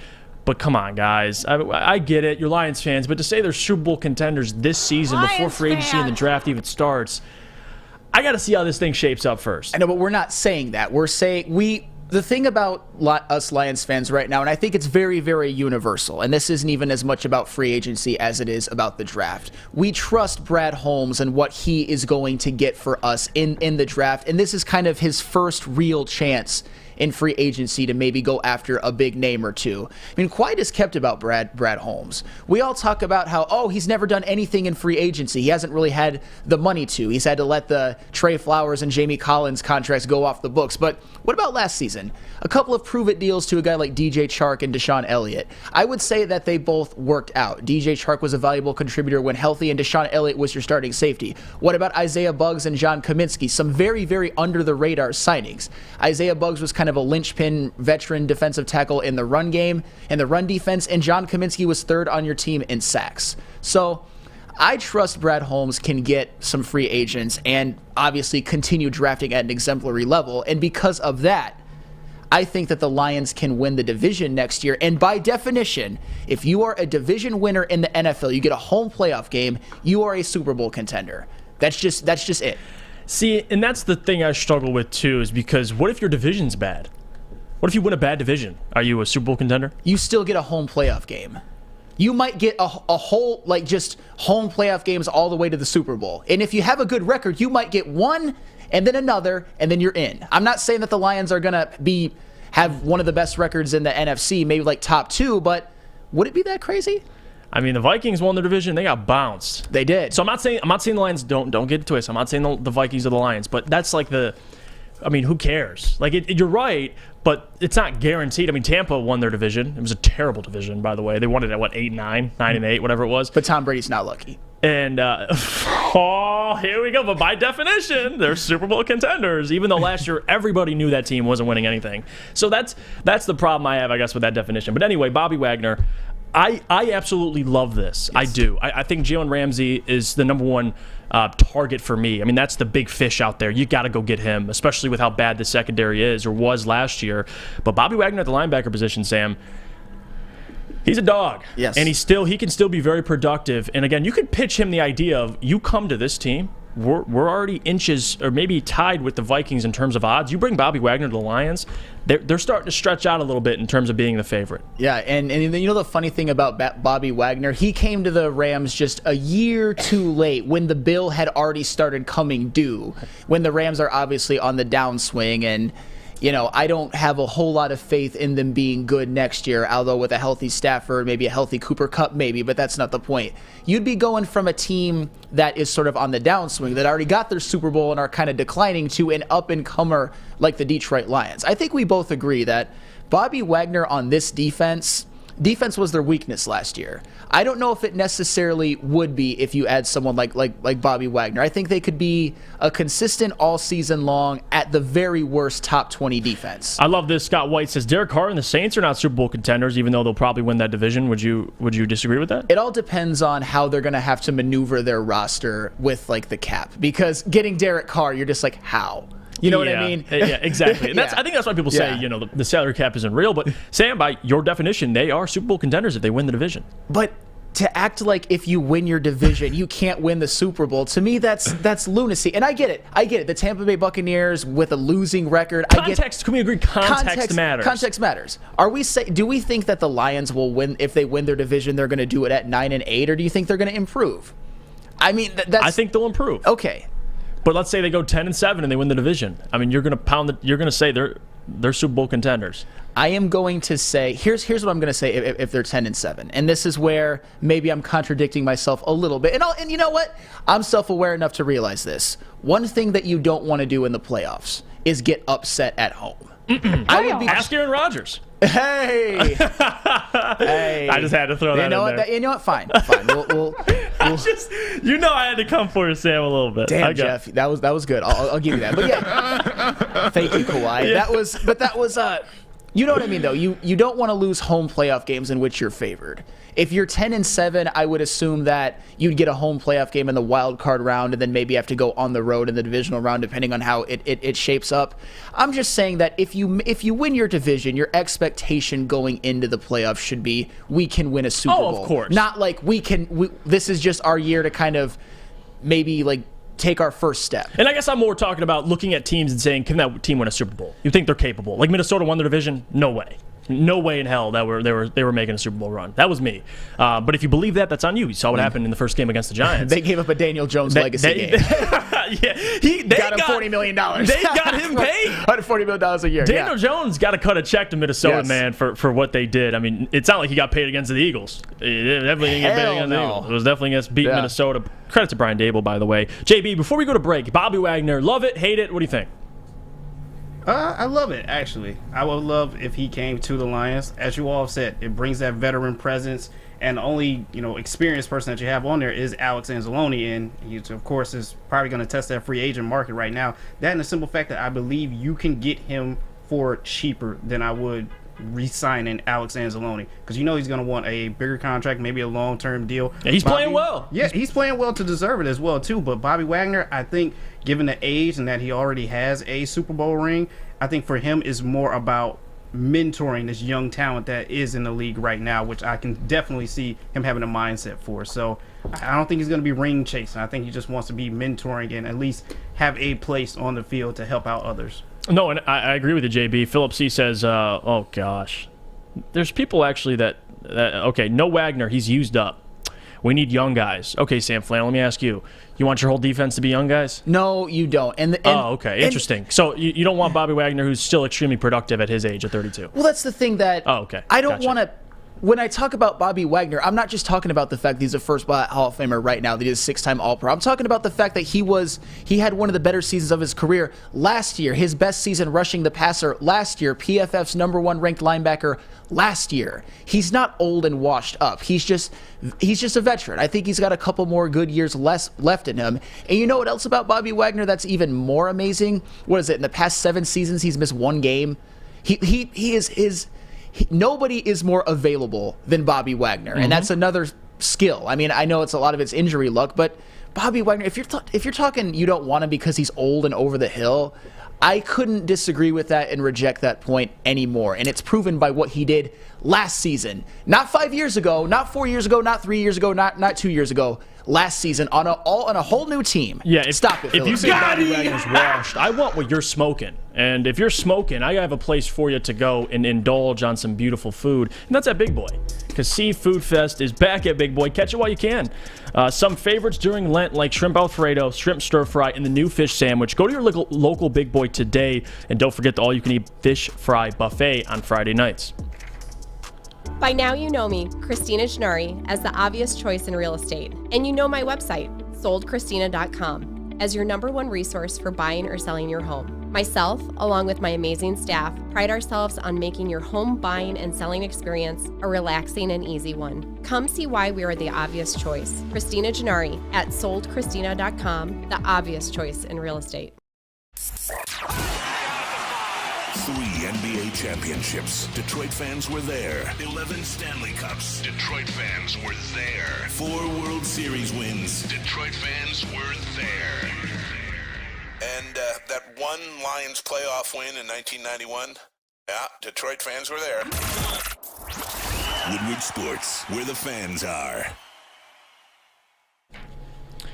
Be sure to check with Swiss Insurance this week for your commercial insurance review. Swiss can help make sure you have the proper coverage. Swiss Insurance, give them a shot and you won't be disappointed. Mark at SwissINS.com. Thanks for sticking with us. Morning Woodward Show here on WoodwardSports.com. Jeff Iafrate, Sam Flannel, my guy. JB on the ones and twos. We have Alex Westfall in the booth. We're going to go to the Lamar Jackson discussion. And before we get to it, guys, by the way, WoodwardSports.com. Check it out. Live scores, merchandise, articles on everything, even the Lamar Jackson news, in which we're going to get into as well. And if you missed the show, you can catch us Morning Woodward Show on all podcast platforms. Sam, I'm sure you saw it. JB saw it too, and he was kind enough to send us the odds that came out on betonline.ag. Lamar Jackson, the best odds for him to go is the Detroit Lions. Yeah. And now, I tried to wrap my head around that situation. There you go. There's the tweet via Chris Burke, NFL. Lamar Jackson, next team, if not the Ravens, Lions, 3-1 favorite. Tampa Bay Bucks, 9-2 favorite. Look at the drop-off. That's probably the most interesting thing to me. Lions are plus 300. You got Tampa at plus 450. Colts, like the Jets. To me, the Bucks, Colts, and Jets aren't even players in this. I think the Jets will get Aaron. Colts will draft a quarterback, and Tampa is going to suck for Caleb or Drake May. So why are the Lions so high on this list, Sam? Am I missing something? So you're telling me there's a chance? Hey, hopefully not. Yeah, I was about to say. Tell us, Sam Flannel. I hope not as well. No, I don't understand it, for one, because here's the thing about the Detroit Lions. Their window, to me, is open for the next 2 years with Jared Goff already under contract for much cheaper than you'd have to pay Lamar Jackson. And the thing about the non-exclusive franchise tag is that what that means, and I think a lot of you probably already know this because it's been all over the news lately, is that you have a chance to offer Lamar Jackson a contract. And if the Ravens do not match that, you have to give them 2 first-round draft picks in compensation. So I'm guessing if the Lions were to do this, they'd give them maybe 18 and their one next year. And here's the thing about that. First off, when it comes to giving up draft picks, I am not in any way, shape, or form in the business of taking away draft picks, first-round draft picks from Brad freaking Holmes. I mean, think about it. In the 2021 draft, he hit on Penei Sewell with the number 7 overall pick. He's your plug-and-play tackle, a guy who was a Pro Bowl alternate. We all expect him to be a future All-Pro, one of the best tackles in the NFL, maybe a Hall of Famer, gold jacket guy. And then the next season, their first-round pick, number 2 overall, Aiden Hutchinson, a guy that I was obviously very high on, one of my favorite Michigan players of all time. But in the NFL, he balled out. He led all rookies in sacks. And if it weren't for Sauce Gardner having a generational season, being an all-pro first team as a corner as a rookie, Aiden Hutchinson would have won Defensive Rookie of the Year. Right. And to me, I'm not in that business of taking away valuable capital from Brad Holmes. And also, if Lamar is going to continue asking for 5 years, $250 million guaranteed, I think that's insane. And I think the Lions would be out of their minds to give him that. And I don't think they will. I don't think that's very on brand for Brad Holmes. I don't understand why they are the betting favorite. What reason? I'm kind of lost on this one. No, I'm with you there. Steve Wild says, can you screw up 2 and 7? Yes, Steve, you can. you can screw up 2-7. Like, we're Lions fans. Have we heard of Jeff Okudah? You can screw up 2-7. Jeff Okudah on line 1. Lions And fans. that's the thing I don't. And by the way, you're absolutely correct. It is Lions fans. But again, you guys have to think, and this is a thing I bring up with Troy Weaver. Kate Cunningham was the number 1 overall pick. How do you mess that up? Oh, you can mess that up. They could have drafted Jalen Green or Evan Mobley. Trust me, you could have messed that up. So I hate that. The obvious pick. It's always the obvious pick. JB, we have someone on the line? Yep, we have Kyle on the line for you guys right now. He wants to debate that Goff is better than Lamar. So here's Kyle for you guys. All right, Kyle, what's cooking, man? You want to debate Goff is better than Lamar? Oh, yeah, Goff is better than Lamar. And we're going to go with the words of Colin Cowherd. You can tell a quarterback, a quarterback actually, if he starts his rookie season, like all 16 games, then you can count that year. But if he doesn't, you don't count that year. You take away his best season, you take away his worst season, and then you average the rest of his career. All right, let me get pulled over so I can grab my paperwork so I can go through the numbers with you guys. We're going to play a game called What Are the Numbers? And I'm tired of this debate. I'm sick and freaking tired of it. I heard Easy talking about it last night and how we need Lamar Jackson. So we're going to pay a greedy guy $50 million instead of paying our guy $33 million, is it? Oh, But, yeah. all right, so we're going to go with starts. Healthy starts. Jared Goff was healthy 61 out of 65 games. That is 93.85% healthy rate. Lamar Jackson was healthy 27 out of 33 games. That is 81.818% healthy rate. Completion percentage. Jared Goff, on average of his minus, you got to minus his best season and minus his worst season. His average completion percentage is 65.35%. Lamar Jackson is 63.35%. Yards, passing yards, average. Jared Goff averaged 3,859.75 yards per season. Lamar Jackson averages 2,499.5 yards per season. Goff averages 24 touchdowns per year. Lamar Jackson averages 21.5. Interceptions. Jared Goff averaged 8.75% interceptions.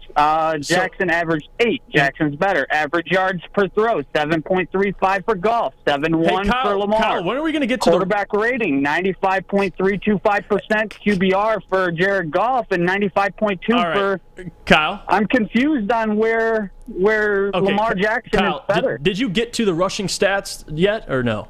Yeah, but we're talking about quarterback, not running back. But who's more If you dynamic? want a running back that occasionally throws a football, then let's put Barry Sanders back there and have him occasionally throw a football. Is Barry Sanders a running back or is he a quarterback? That's a If little we bit put him in there and have him occasionally All throw a right. football.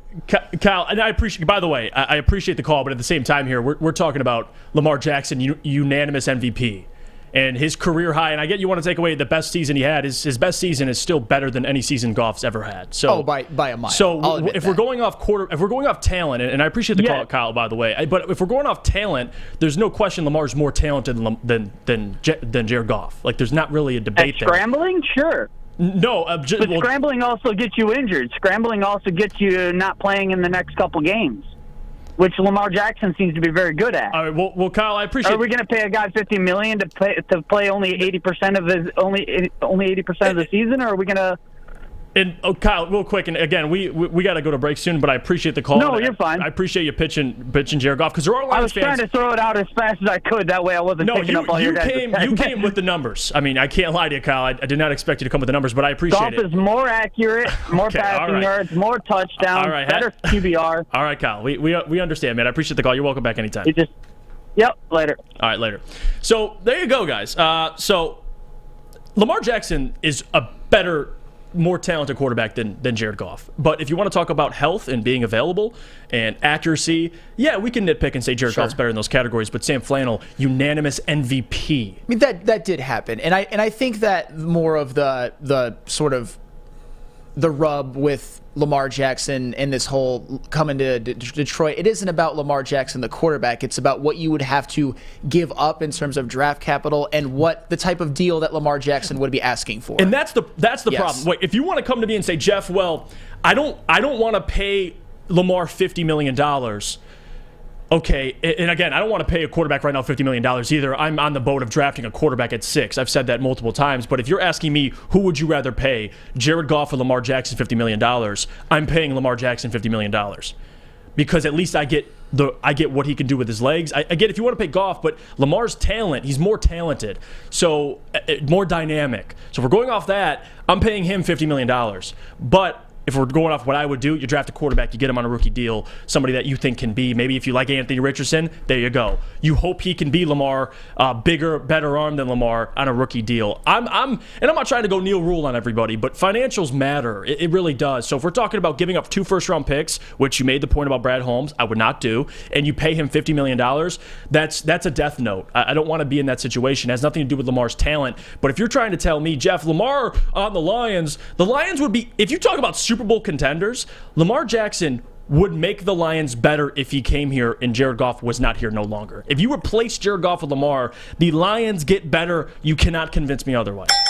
Here's the one thing about that, though, and I get in a vacuum that you're right, but one of the ways in which Brad Holmes could make this team better moving forward is with draft picks. Yes. I mean, and that's important. That is very important, because why have the Lions gotten better? Why has he been able to build a roster that has been conducive to them winning 9 games last season? It was almost exclusively through the draft. I mean, Penei Sewell and Amon-Ra St. Brown in 2021, obviously two of the most important offensive pieces on the team. And then last year, Aiden Hutchinson, Kirby Joseph, James Houston, Malcolm Rodriguez.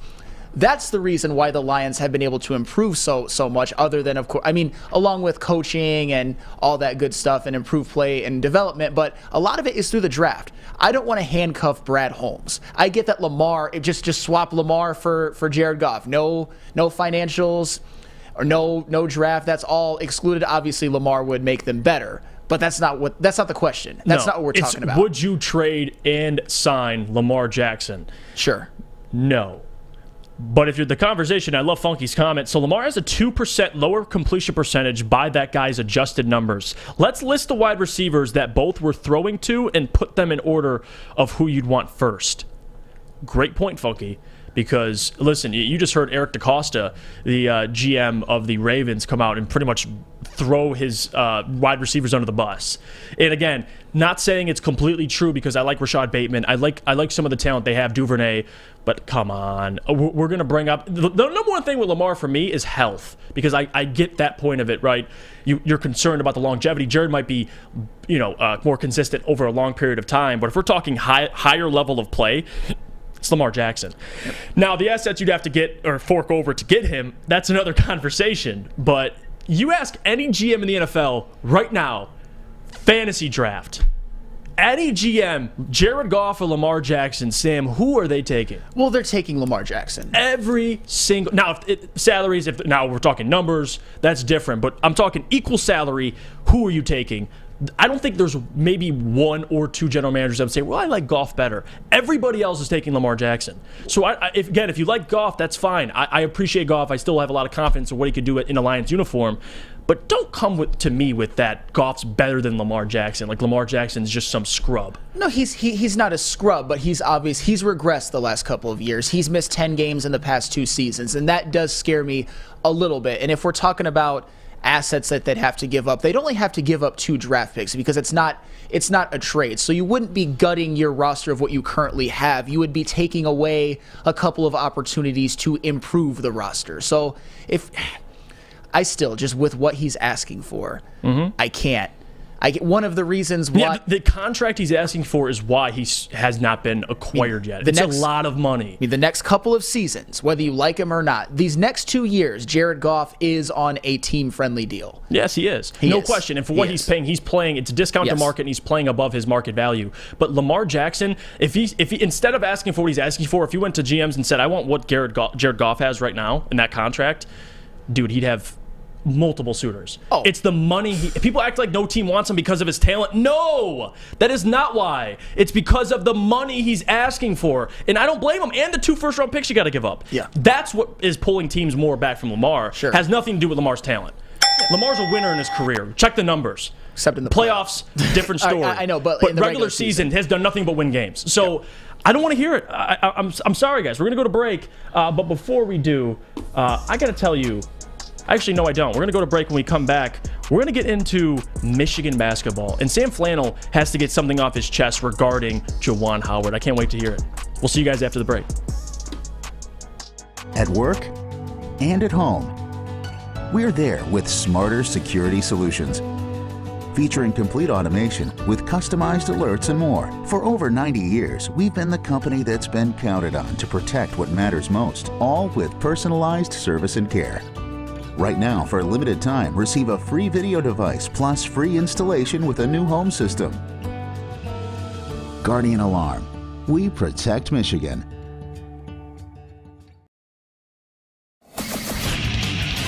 Get a shot up. This is for the win.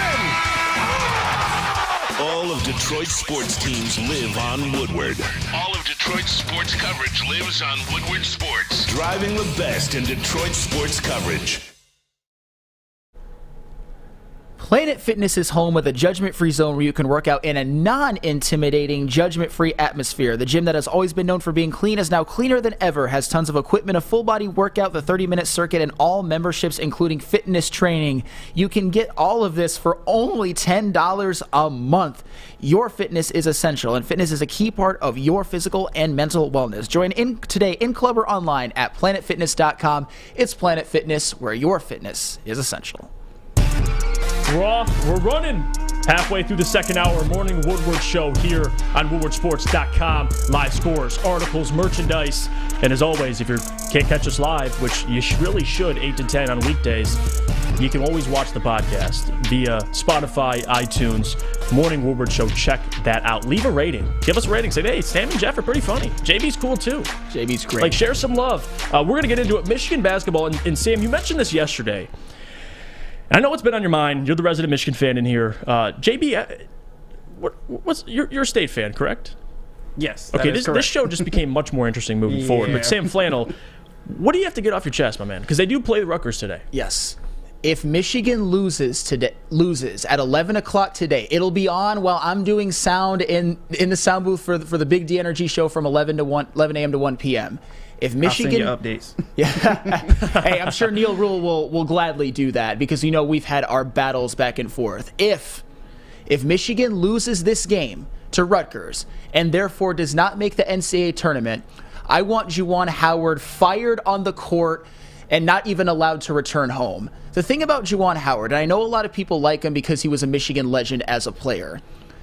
One thing that we have to remember, and this is something that it seems like a long time ago, the excellent program that was built under John Beilein from 2013 to 2019, or maybe I'll say 2013 to 2018, Michigan basketball was objectively the best basketball program in the Big Ten. During that stretch, they made 2 national championship games. They had 8 players drafted in the first round that John Beilein recruited, coached, and got drafted. 8. They were the number 1 program in the Big Ten and the number 1 NBA factory in the Big Ten. They were just a consistently excellent program. And in John Beilein's last season, 2018-2019, they were a 30-win team that made the Sweet 16.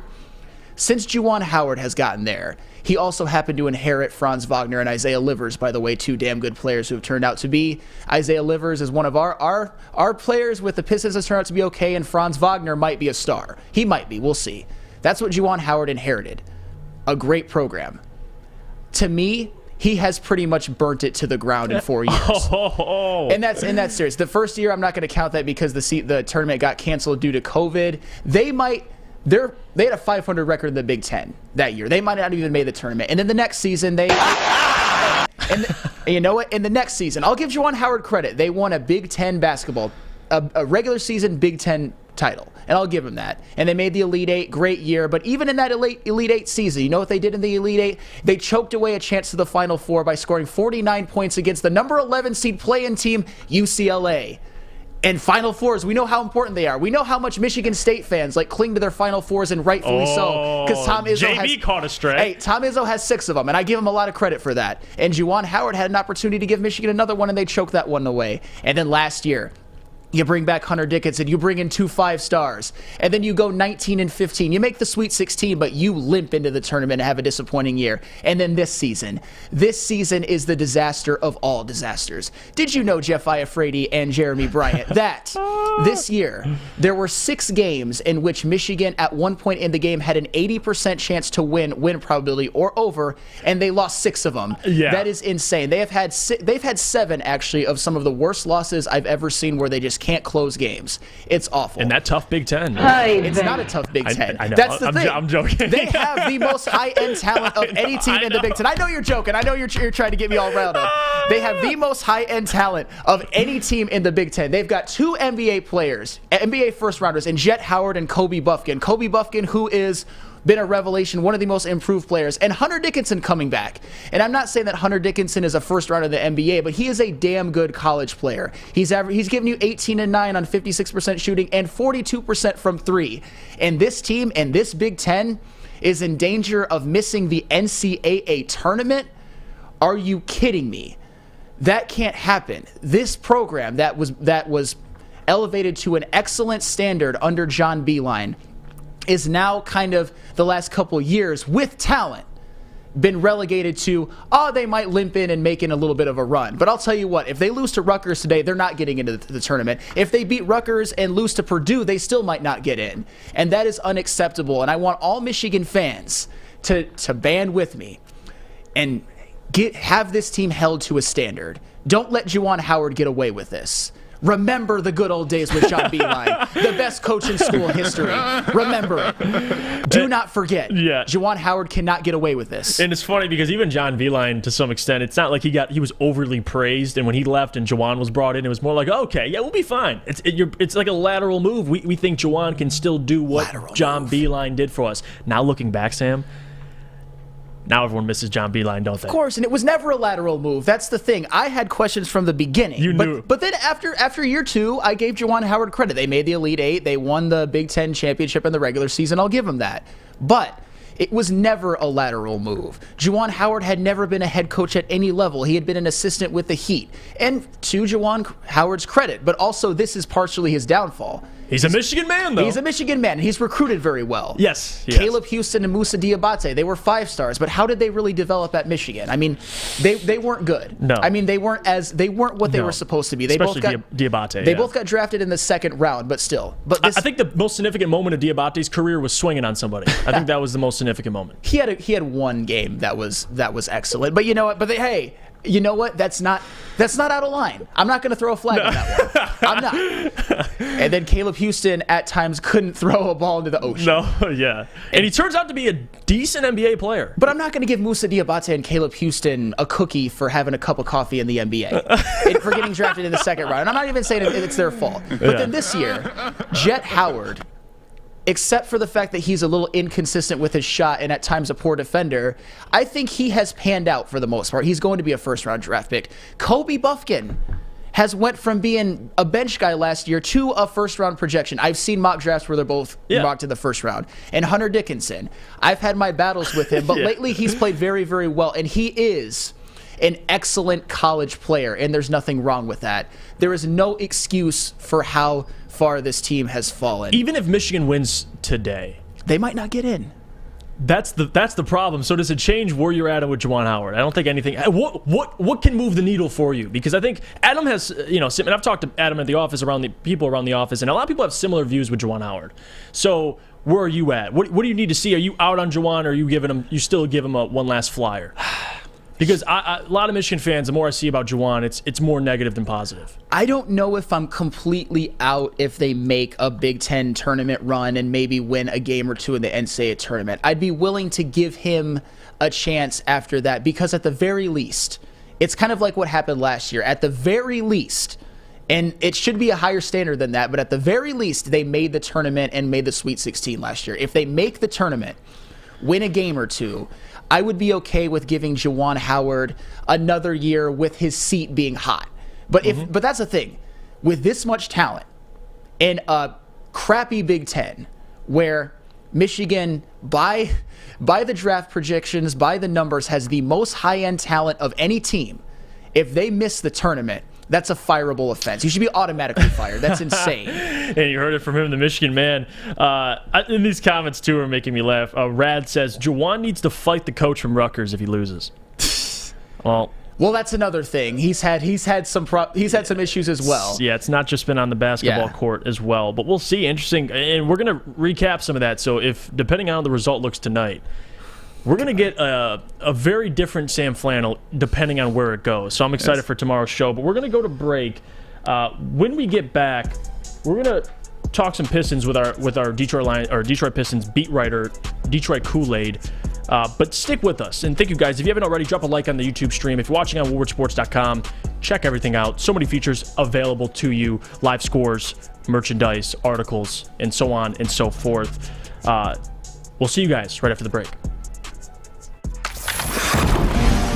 Saturdays at 1 p.m. Make sure you're watching woodwardsports.com for our new show, Jumpin' Puck. He shoots! He scores!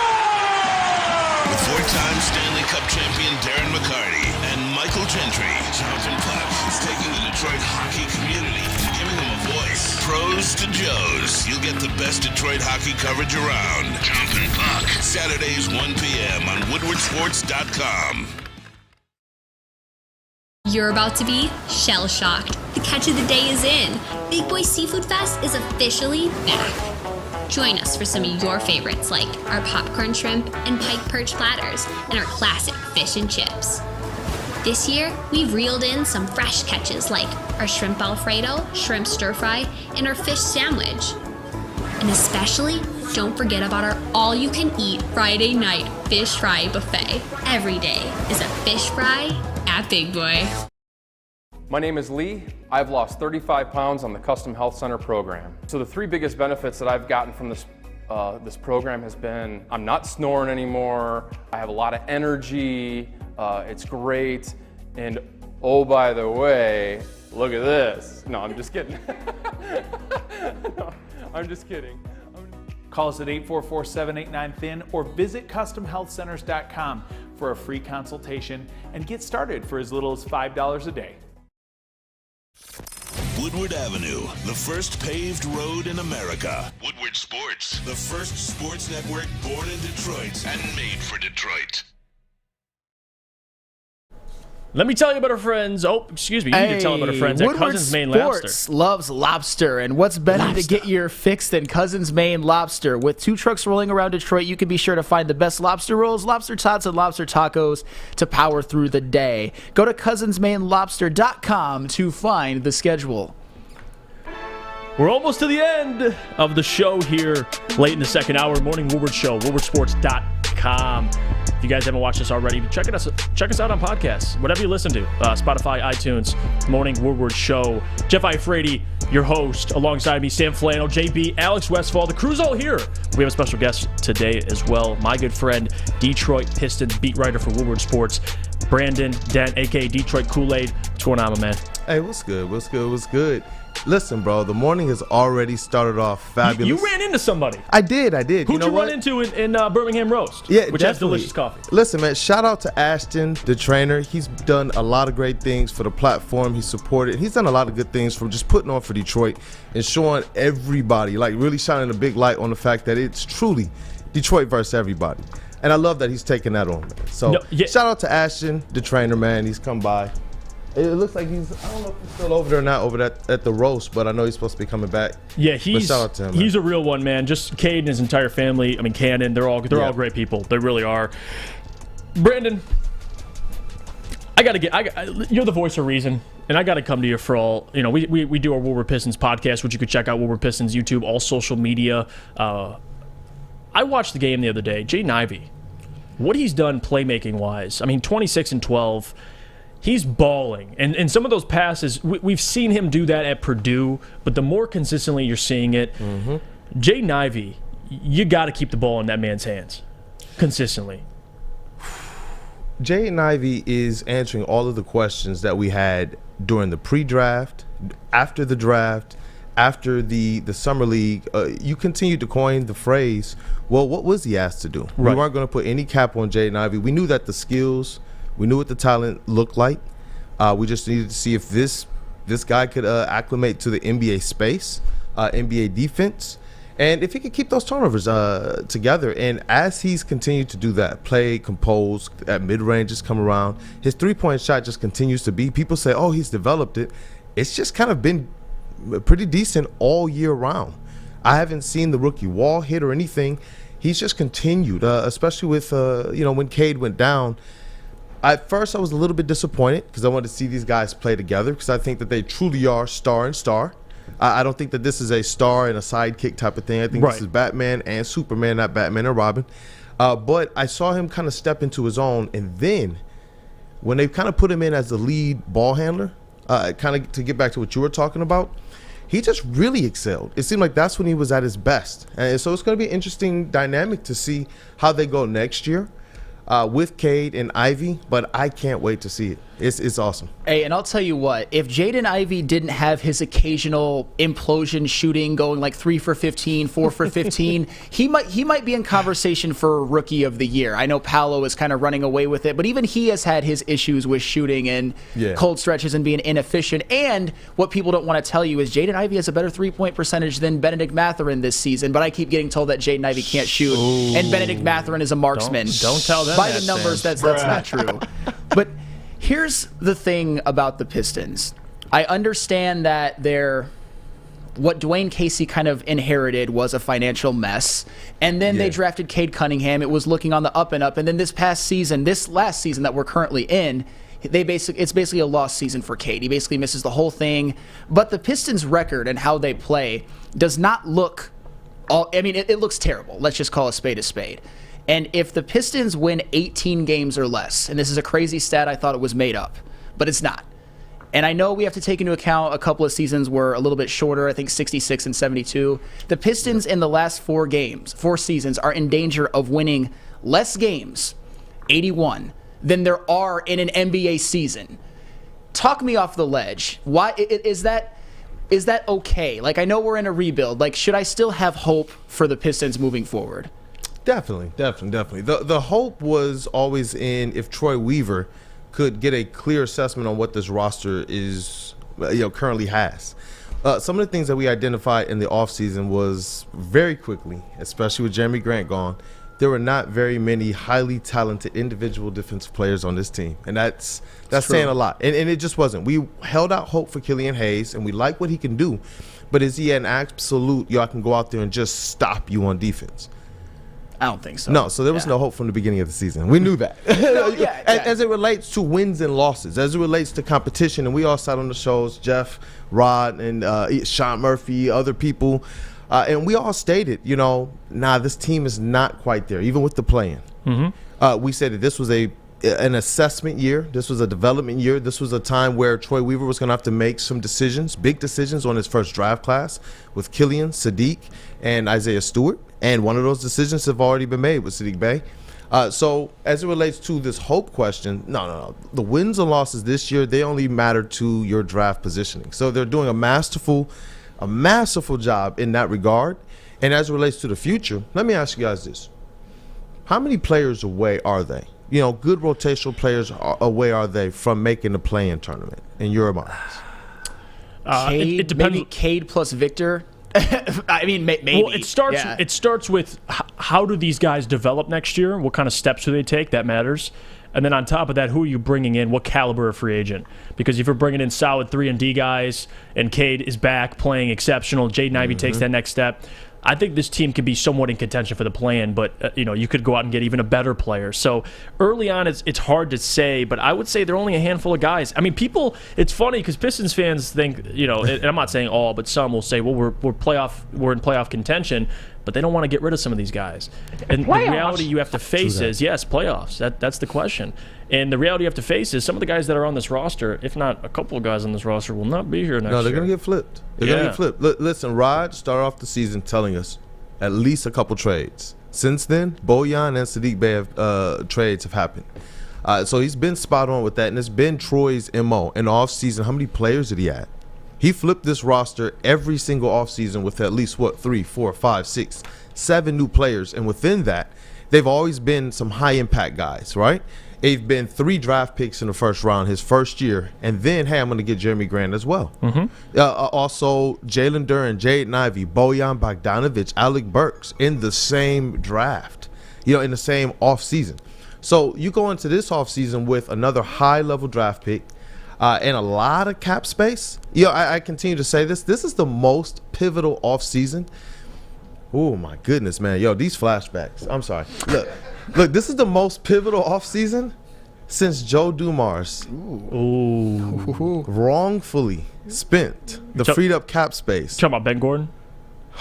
Charlie I was trying to Villanueva. just say that he wrongfully spent the cap space that he received from the Chauncey Billups trade. But if you want to say the names of those woeful players, you can. I'll shudder in fear. And I want to ask you, too, an update on Bogey, because Bogey out sore Achilles again. Yeah. That's something in his age, and that was my biggest concern about keeping him. That's why I was more so on the train of trading him, because his age, there's a lot of things that come into it. Is he shut down for the rest of the season? Because I think he should be. We don't need to see anything else out of Bogey. We know what he is.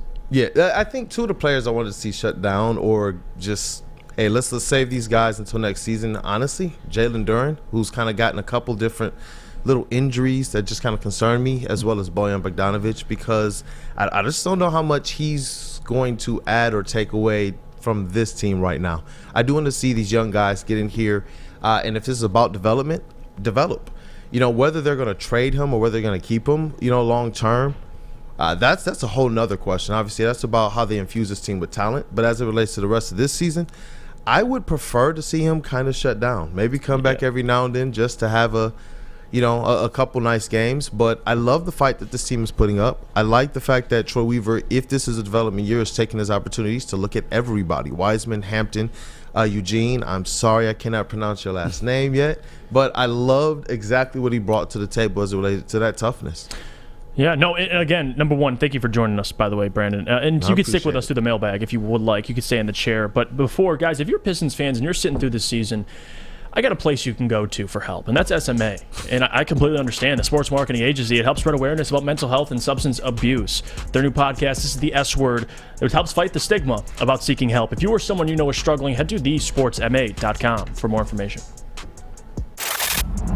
Love Woodward Sports? Love wearing clothes? Then you should be wearing Woodward Sports clothes. Check out our full line of merch at woodwardsports.com. Just click on Shop. We have all your favorite designs, like Dan Campbell kneecaps, Beverly Hills Golf, Woodward Golf, and of course, our own logoed out merchandise. Men, women, infants, kids all love Woodward Sports. Impress your friends. Impress your boss. Impress your dog. Buy Woodward Sports merch today.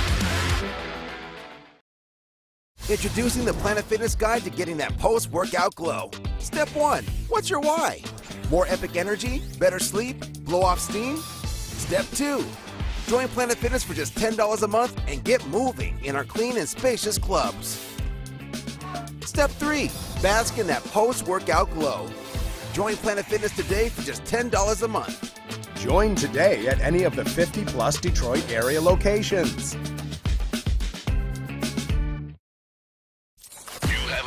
Make sure it's seen and heard. Corner, jumper, tweet us, hop on the YouTube chat, slide in the DMS at Woodward Sports on all social media.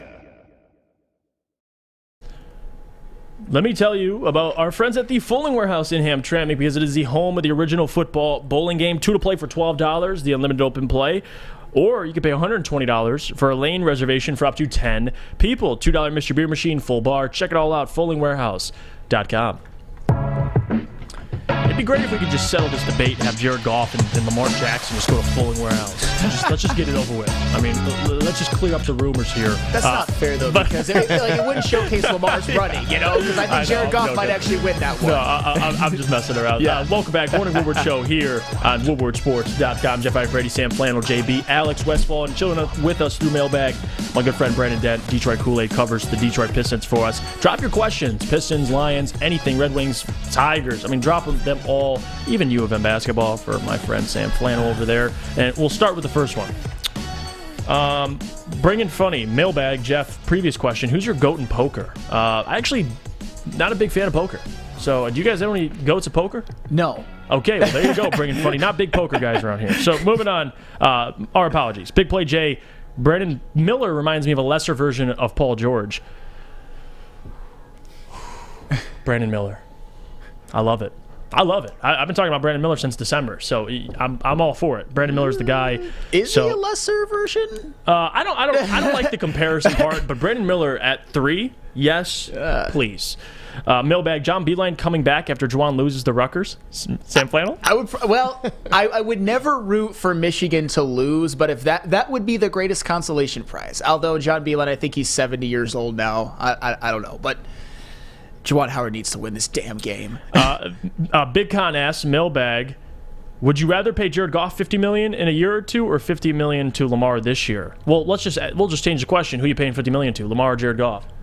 If I had to choose $50 million, and by the way, little asterisk, we don't want to pay $50 million. So no, we don't. We're not saying pay Lamar $50 million, but if you're asking me, well, who would you rather pay $50 million? I'm giving it to the guy who's more talented and more dynamic. I mean, I'd obviously say Lamar, but obviously with a caveat of no $50 million to either of them. I don't want to pay $50 million to both. Mailbag, Hockey Lord, thoughts on the Weiser plan? What's going to be next? Actually, Hockey Lord, I'm still excited. I'm still optimistic. Even after the trade deadline, the moves he made, I'm all for it. Yep. I'm not going to sit up here. And again, it's sad because you got to watch guys like Tyler Bertuzzi go, but come on. You listen to Big D Energy. Sam Flannel will join him. D-Mac and Neil. D-Mac breaks it down perfectly. And when you hear him speak about it and the confidence D-Mac has in what Steve Yzerman's doing and what you're seeing with their own eyeballs, it's hard not to have faith in what he's doing. What they were able to get for Philip Hronek especially. The money he cleared up. Yes. You got draft capital. I'll be honest. If the Red Wings don't improve next year and make the playoffs next year, then you can start to have those kind of questions. But obviously they proved that they weren't quite ready to contend or even make the playoffs this season, so they had to get what they can get. And you know what draft picks can become? They can become assets that you flip for better players and for stars. So this offseason is also very important for Steve Yzerman and the Red Wings and the Yzer plan. But I wouldn't jump off the bandwagon just yet. I wouldn't even think about jumping off of it. Trust the Weiser plan 1919 still, as of now. Absolutely. Big Play Jay says, Mailbag Jeff, who's possible coaching candidates for the Pistons when Casey gets fired? Well, you know me. I'm going to slide that right to my friend over there in the chair because there's some guys I look at because, again, Dwayne's second oldest coach in the NBA. I don't know what he wants to do with his future, and I don't know what his future holds just in general with coaching. But if Dwayne's not here, there's a couple guys I look at, one of them being, and someone that I'm a little biased because I met him, and he's just the most down-to-earth guy, one of my favorite players to tune into, Jerry Stackhouse. Like what he did at Vanderbilt this year with those young players, I like Jerry Stackhouse a lot. But again, there's a couple other veteran options. But what about you, Brandon? I think that the most popular options, Chauncey Billups, that's my pipe dream. Yeah, that's a pipe dream. I don't know if that's bias. I don't know if that's the homer picks or whatnot. But Jerry Stackhouse has really, really put in the work. And as it relates to relating to younger players, well, right now he's coaching the college game. And he's doing a really, really good job at it. So I like what he's doing. With Chauncey, though, that's the one that I feel almost as if he comes to Detroit, I would rather it be a Larry Brown type of thing. When the team is ready and he's that guiding voice who was most connected to Larry Brown, who knew how to kind of play the right way, that kind of mantra. When the team is more ready or less to win, yeah. But as it relates to somebody who I think could come in at this juncture, if Dwayne Casey decided, he was kind of done with this part of coaching, I like Jerry Stackhouse a whole lot, man. No, we agree there. Steven asked Mailbag, how bad do you think the NBA has been this season? So many injuries and load management issues. KD turned his ankle in the pregame last night. He could be out for the season. Okay, that's got to be the most unfortunate thing ever. Imagine being a fan and you pay all that money to go see Kevin Durant's debut at home in Phoenix. You got your family there. You brought your girlfriend. You brought your best friends. And you watch KD warm up and you're like, guys, we're going to watch KD go off, man. Who's hype? Who's excited? You got your popcorn, you got your pizza, you got your soda. And then you look back and he turns his ankle in the warm-ups. Man. No KD for the game. You know what? If Kevin Durant, he's not going to miss the season because of this, right? I mean, I've seen regular season, but... Well, he got right up and he was walking, but probably more precautionary, to your point. I don't think he's out for the whole season. But if Kevin Durant has to miss any playoff time, which I think we both agree he will not, then you know what? And this is another take that's going to get me into trouble, probably with you and KoolAid and with the audience. Oh, God. Steph Curry is the luckiest MFer on earth if that happens, because I said that when the Phoenix Suns got Kevin Durant that you can basically pencil them in as 2023 NBA champions. It's all going to open up for Steph Curry to maybe get ring number 5 if Phoenix is hampered in any way, shape, or form. And people are going to start saying that he's better than LeBron James, and I am going to want to lose my goddamn mind. Okay, well, me and you with LeBron, we're very similar in how we feel and where we rank LeBron all time. But with Steph being the luckiest player, I got to just end it there, Sam. I got nothing for you. If I gave you something, we'd go for another 10 minutes. Yes. So I appreciate you guys, every single one of you, for tuning in and supporting the show. Don't forget to drop a like. Again, check out our website, woodwardsports.com. If you're watching already, kudos to you. Check out the articles, the merchandise, even the live scores that are right in front of your own eyes. And if you didn't catch us live, iTunes, Spotify, give us a review. Share some love to the show if you enjoyed it. Until tomorrow, Jeff Iafrate, Sam Flannel, JB, Detroit KoolAid joining us for the last segment, and Alex Westfall at the booth. We'll catch you tomorrow.